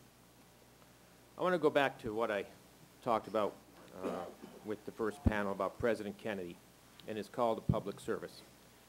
And that quote, "Let the public service be a proud and lively career, and let every man and woman who works in any area of our national government, in any branch, at any level, be able to say with pride and with honor in future years that I served the U.S. government in that hour of need." And of course, when President Kennedy said, "Ask not what your country can do for you, but what you can do for your country." What about you, Dr. Petzel? Say it was you. You've run a business before, and let's say that an Inspector General report comes out several days before you're going to get a distinguished award that says there were systemic failures that resulted in the deaths of veterans. Would you have accepted that award? Let me first tell you a little Kennedy story. I was in college as opposed to being 1 year old when John Kennedy was assassinated. And I have served for 43 years in the Department of Veterans Affairs. I'm in public service, in part because of those words. I consider it to be an incredibly honorable, an incredibly fulfilling thing to be doing. And I'll be very candid and honest with you, it's incredibly difficult for me to put myself into the circumstances that you just described. But certainly, if I would not expect to be nominated for an award if those sorts of things were in the process. In fact, the IG, at the behest of the VA, reviews everybody that's going to get an award. And if there's an IG investigation, it's almost automatically you're not a part of that. Whether or not I would refuse, first of all, I'm not eligible for presidential rank awards, so it's very hard. As a physician, it's very hard to imagine it. But I would certainly hope that I wouldn't even be in the running if that happened. Do you think you might say, you know, given what we've seen, behind the scenes, you could have said, given what we've seen, this is not the best time for this. Maybe give me some time to clean this up, make sure that it's all taken care of, and then recognize my work? I think that at that moment in time, Mr. Moreland didn't have that choice. That this was already a done deal, already processed through OPM and wherever else it goes, and it had already been awarded. We were just hearing about the announcement, but the decision about doing that had been made long before that. I would think that if the opportunity were there prior to what happened, that Mike or I or anybody else would step up and say, let's wait and see what happens. Mr. Chairman, I'll have some more follow-ups. Thank you. Dr. Petzl, you said you weren't eligible for a presidential rank award, but are you eligible for any bonus? At the present time, as a presidential appointee, no. Okay. That's my understanding that I'm not. Okay. And you said that you currently are reporting any incidents similar to, we're talking about the Legionella outbreak. So did we report that? Did VA report that? Yes. To who? To the states, as I understand it. The way this works is that the CDC. No. Let me just quickly. Let Mr. Moreland, since he shook his head, and I have limited time. No. All right. Mr. Moreland, who was it reported to? The state. Who in the state? The State Health Department. Okay. And is that public record when you report it to the state? I really don't know if it's public record, but we reported each case. I think the challenge is that. No. Not each case. Did you, when you knew you had a situation in your water system, was that reported to the state? Oh, the water samples were not reported because that's not required. Okay. That's what we're talking about. When you know you've got a problem, that's what the bill is intended to do, and that is to seek a reporting from the VA to the local or state reporting authority so that they know that the hospital has to do it here. The local hospital doesn't have to do it. No, they report cases of Legionella. Okay. They do not report positive water samples. They all don't even take samples. Most of them don't take samples. The local hospital doesn't take samples. I don't know what the local hospital does, but You just said the local hospital doesn't take samples. I know from meetings where You just told me that they don't take I samples. said not every community hospital No, takes you said local hospitals don't take samples. Do they or don't they? I don't know. Okay. Well, you just said they did. Based on my understanding of local community hospitals, many don't. All right, Dr. Petzl, and this is from something Mr. Moreland just said. Because you brought in there are two systems, I guess, and you brought one company in to check out the other system because you weren't quite sure whether that system was doing what it's supposed to do or whatever. It kind of fits this question because, you know, you do a root cause analysis when there's a serious injury or a death that's occurred at a facility. And that analysis is an impartial process according to your testimony. When it is, and my question is, how can it be impartial when it's staffed by a team of experts from throughout the hospital? How is that an impartial would be to bring in somebody from the outside to look at it, not somebody from the inside, in particular with the medical director being in charge of Mr. Chairman, I don't know where the term impartial got into this discussion. We do root cause analyses locally on every kind of an adverse event that's occurred. When we're looking for something that's impartial, we either do it at the network level or we bring in a central office team. I wouldn't want to. So the root cause analysis is not an impartial process? It is impartial in that the people involved in it are not, but if you're implying that the whole medical center is contaminated by the fact that they all work there, then. No, I didn't imply. Well, I would view it as an impartial, sir, if it's coming from people other than those involved in the discussion or in the incident. Your testimony on page 3. When a root cause analysis is needed, a team of experts from throughout the hospital and elsewhere work with those who are familiar with the situation in an impartial process to identify prevention strategies. So it came from me. Yeah. You said you didn't know where it came from. We would view that as impartial. The people not involved in the incident review it from outside the incident. And who has the final say within that facility on that root cause analysis? The director would. Okay. And would it not make sense that the director wouldn't necessarily want bad news to get out to somebody? I would certainly hope that that's not the way this is being thought of. I would hope not to. Mr. Michaud. Thank you very much, Mr. Chairman.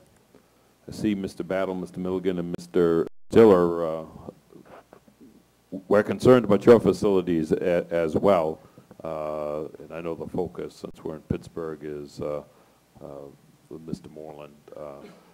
I just want to, Mr. Chairman, first of all, thank the first panel for their story, and my sympathies go out to you and the family, and we'll do whatever we can to make sure that we continue to have these oversight hearings and to hold the VA accountable system-wide to make sure that we have policies and procedures in place, but also that staff in those facilities are implementing those procedures that are in place, because that's seems to be where a lot of the problems have been, is within these certain facilities. And I also want to thank this panel as well for coming out. Mr. Chairman, I have no further questions, but I know that Mr. Doyle has a lot of questions, so I'll yield the remainder of my time to Mr. Doyle. I want to thank the ranking member. Mr. Moreland, we had met with you shortly after the Inspector General issued reports in April and July, in which they found the Pittsburgh VA had inadequate maintenance at all times of the copper-silver ionization system, failure to conduct routine flushing, failure to test patients with hospital-acquired pneumonia for Legionella, inadequate testing requirements, and at that time you told us that you had accepted the findings of the IG's report. Is that correct? That's correct. Who do you hold responsible for that? Well, first the hospital director, and then the leadership team below the hospital director, including the chief of staff, the associate director, the chief engineer, infection control physicians. Mm-hmm. And so what action as the VISN 4 director did you take in light of that? Yeah. Well, first off, as mentioned earlier, I really have to wait until the OIG criminal is finished, because they don't want us contaminating their investigation with other actions and findings until they're finished, and we will do that at that time. Dr. Petzel, you said that you do not believe what happened in Pittsburgh is the result of a bunch of inadvertent errors. Is that correct? Yes, I did say that, sir. And we understand that there is a criminal investigation pending, which we are waiting the outcome for. Is that correct? That's correct. And are you here to tell this panel today and the family members sitting in this audience, when that report is issued, that there will be some accountability for what happened in Pittsburgh? Yes, sir. I want to assure the family members this isn't over, and that we'll continue to monitor this till the very, very end. Mr. Chairman, I want to thank you for holding this field hearing. I appreciate it. I know the people in Pittsburgh appreciate it. We have a long history of serving our country. Men and women in western Pennsylvania are among the first to step up when the country calls. When we ask these men and women to go to battle for us, the very least we can do is make sure when they come home that they're treated with compassion. I also want to say that I believe the vast majority of employees at VA Pittsburgh, who I've had association with for many, many, many years. My father was a 100% service-connected disabled vet who died when he was 61 years old as a result of his service to this country. I spent 6 years on this committee with Sonny Montgomery when was the chair of this committee.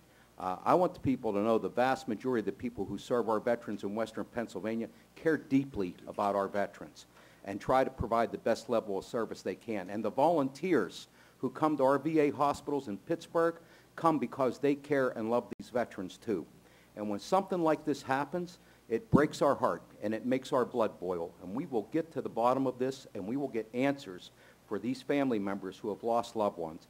Mr. Chairman, thank you very much. Thank you very much, Dr. Murphy. Thank you, Mr. Chairman. I want to follow up on your statement about the Pittsburgh VA is not an accumulation of inadvertent errors. How would you describe it then? I would describe it as I think the IG did, in that there were things that were not being done consistently that we would want to have done. The refreshing of the copper-silver system, the testing being done maybe in a regular fashion sometimes, the fact that water temperatures varied tremendously across and they weren't at the level we had, such things as that, an accumulation of things that weren't being done perfectly that led to this storm. And my understanding is before personnel were let go and the pathogens lab was closed, there were people at the Pittsburgh VA who had extensive expertise on Legionella. Although it's not part of the subject of the Inspector General's criminal investigation, I hope that part of what you look at is any role that may have played in terms of loss of that expertise, and was that expertise replaced. Clearly a disease that is named after veterans, Legionella, would be something we would want to pay particular attention to, particularly because it occurred, and it's particularly a concern in areas that have transplants, as you know, with the medications people take. Another area here is, have you met with the families that are here today? I met the family members today at this hearing. I have not met with them before. Would you be willing to speak with them more alone, in private, at some time? At some point in time, certainly. I hope you'll commit to that. If it can be arranged, I will. I think you're in charge of your own schedule, sir. Can you make that commitment? You'll make sure that if they want to meet with you, you'll meet with them? I can. Thank you very much. I appreciate that. The other aspects of lessons learned here go into also with regard to the documenting procedures. Now, you've read the whole Inspector General's report? I have. And have you read also the GAO report regarding actions needed to improve administration of the provider performance pay and award systems? I have. You have read that too. And from that, are there also actions that you're putting into place, or the VA is putting into place to change how those awards are given? Yes, sir. In fact, before the GAO report, I was not happy with the way the physician performance pay system was being administered, and we chartered a group to review that system and make recommendations about how we can tighten the requirements, tighten the oversight, and make this into a much more standardized procedure. So yes, I agree with what the GAO said, and in fact, we had started before the GAO report to try and reform that system. And what happens in that system then if you find out that someone will be getting or has received an award only to find that perhaps months or years later that some tragic circumstances occurred under that person's watch which were preventable? Well, first of all, they aren't awards. This is part of their pay. This is a portion of the physician pay or dental pay that's put at risk for depending on how well they perform. It is not an award. And I don't know whether there is a clawback possibility associated with salary that someone has received or not. I can't answer that question. Is that something that the VA is considering for any rule changes? Not that I'm aware of, no. And what about if someone has left the VA? You had mentioned before a former employee. Is there any provisions, for example, looking at a person's pension? I'm not aware that, except for criminal conduct, I don't think that we are able to affect people's pensions after they've retired, but I quite frankly don't know. That's my understanding. It relates to criminal activity, too. I hope that is something that you will review in some way in the future, too, because sometimes things emerge later on. Thank you very much, Mr. Chairman. I yield back to you. Mr. Rothfuss. Thank you, Mr. Chairman. Dr. Petzl, you state in your testimony that you operate with unmatched transparency in public and private sector healthcare, fostering a culture that reports and evaluates errors in order to avoid repeating them in the future. There's been some very good reporting done here in Pittsburgh regarding the Legionella outbreak that has been done by the local news outlets. Based on documents they've been able to acquire through the Freedom of Information Act. But this leads me to wonder, why does it take a FOIA request for the VA to turn over relevant information, particularly when this committee requested that same information back in January? The committee requested it in January of 18th for documents. I sent a letter along with the chairman and subcommittee chairman Kaufman requesting all emails regarding Legionella from the Pittsburgh VA. We have yet to see them. Can you tell us what the status of that is and when we're going to see those emails? First of all, I regret the fact that you have not received those yet. I've told the chairman previously when we've talked about delay in documents, it's my goal that you people receive as quickly as possible all the information you ask for that's part of your responsibilities when you're acting as an oversight committee for the VA. I understand that we're very close to being able to send those out, and I can't tell you what exactly the reason for them not getting to you as quickly as we would have expected them to, but I understand we're very close. Thank you. Also, based on some very good reporting that was done again by our local news outlets here in Pittsburgh, and documents that they did obtain through the Freedom of Information Act, we know that the VA in Pittsburgh found Legionella in its water systems as far back as 2007, 5 years before they finally disclosed it to the public. In fact, things got so bad that in September 2007, 17 of 19 cultures taken in the intensive care unit tested positive for Legionella. What we don't know is how many cases of hospital-acquired Legionella have occurred since 2007, since those figures have not been released by the VA. To clear up the record on this, has VA investigated the presence of Legionella at the VA Pittsburgh Health System dating back to 2007? I have not seen the data going back to 2007. I've seen 2010, 2011, and 2012, and I can't answer that question, but we will find out, and I will get back to you. Let me just make a statement, though, about Legionella. Up until now, recently, the standard in the community as well as in the VA was that if there were less than 30% of the cultures were positive, you did not have to do any repeating. This was the standard practice, and our experience here in Pittsburgh has taught us and the nation that that's not adequate, that we need to have more rigorous eradication when we find any positive cultures. So the fact that there were positive cultures probably wouldn't have triggered anything in particular regarding Legionella in the VA or any other hospital in Pittsburgh or the country for that matter. So this experience here has really substantially, I would even say dramatically changed the way we as an organization and I think the way the nation is approaching Legionella and its eradication. I would ask that you take a look at the VA and see what's being done with respect to from the 2007 time period and let us know. Yes, Congressman, we will. Thank you. Thank you, Mr. Chairman. Mr. Chairman. Dr. Murphy. Thank you. I just also want to add my thanks to you for coming to Pittsburgh, to you and the ranking member. This has been extremely important. It's given us a lot of insight.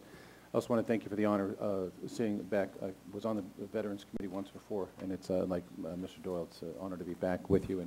And I also want to thank you for your ongoing tenacity in pursuing this. Our veterans deserve this, and all those who gave so much in this country. So again, my compliments to you, and thank you so much for both of you.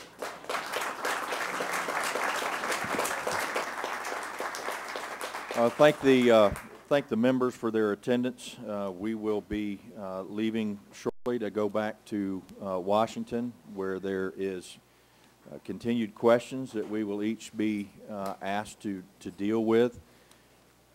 I would just ask the panel to put yourself in the shoes of the family members that are here today who have lost loved ones and ask you, and I'm not going to ask you to comment, but just ask you deep down inside, how would you feel? How would you feel if your loved one had died, and then you find out the very person who is supposed to be preventing deaths like that to occur receives a bonus? Any bonus.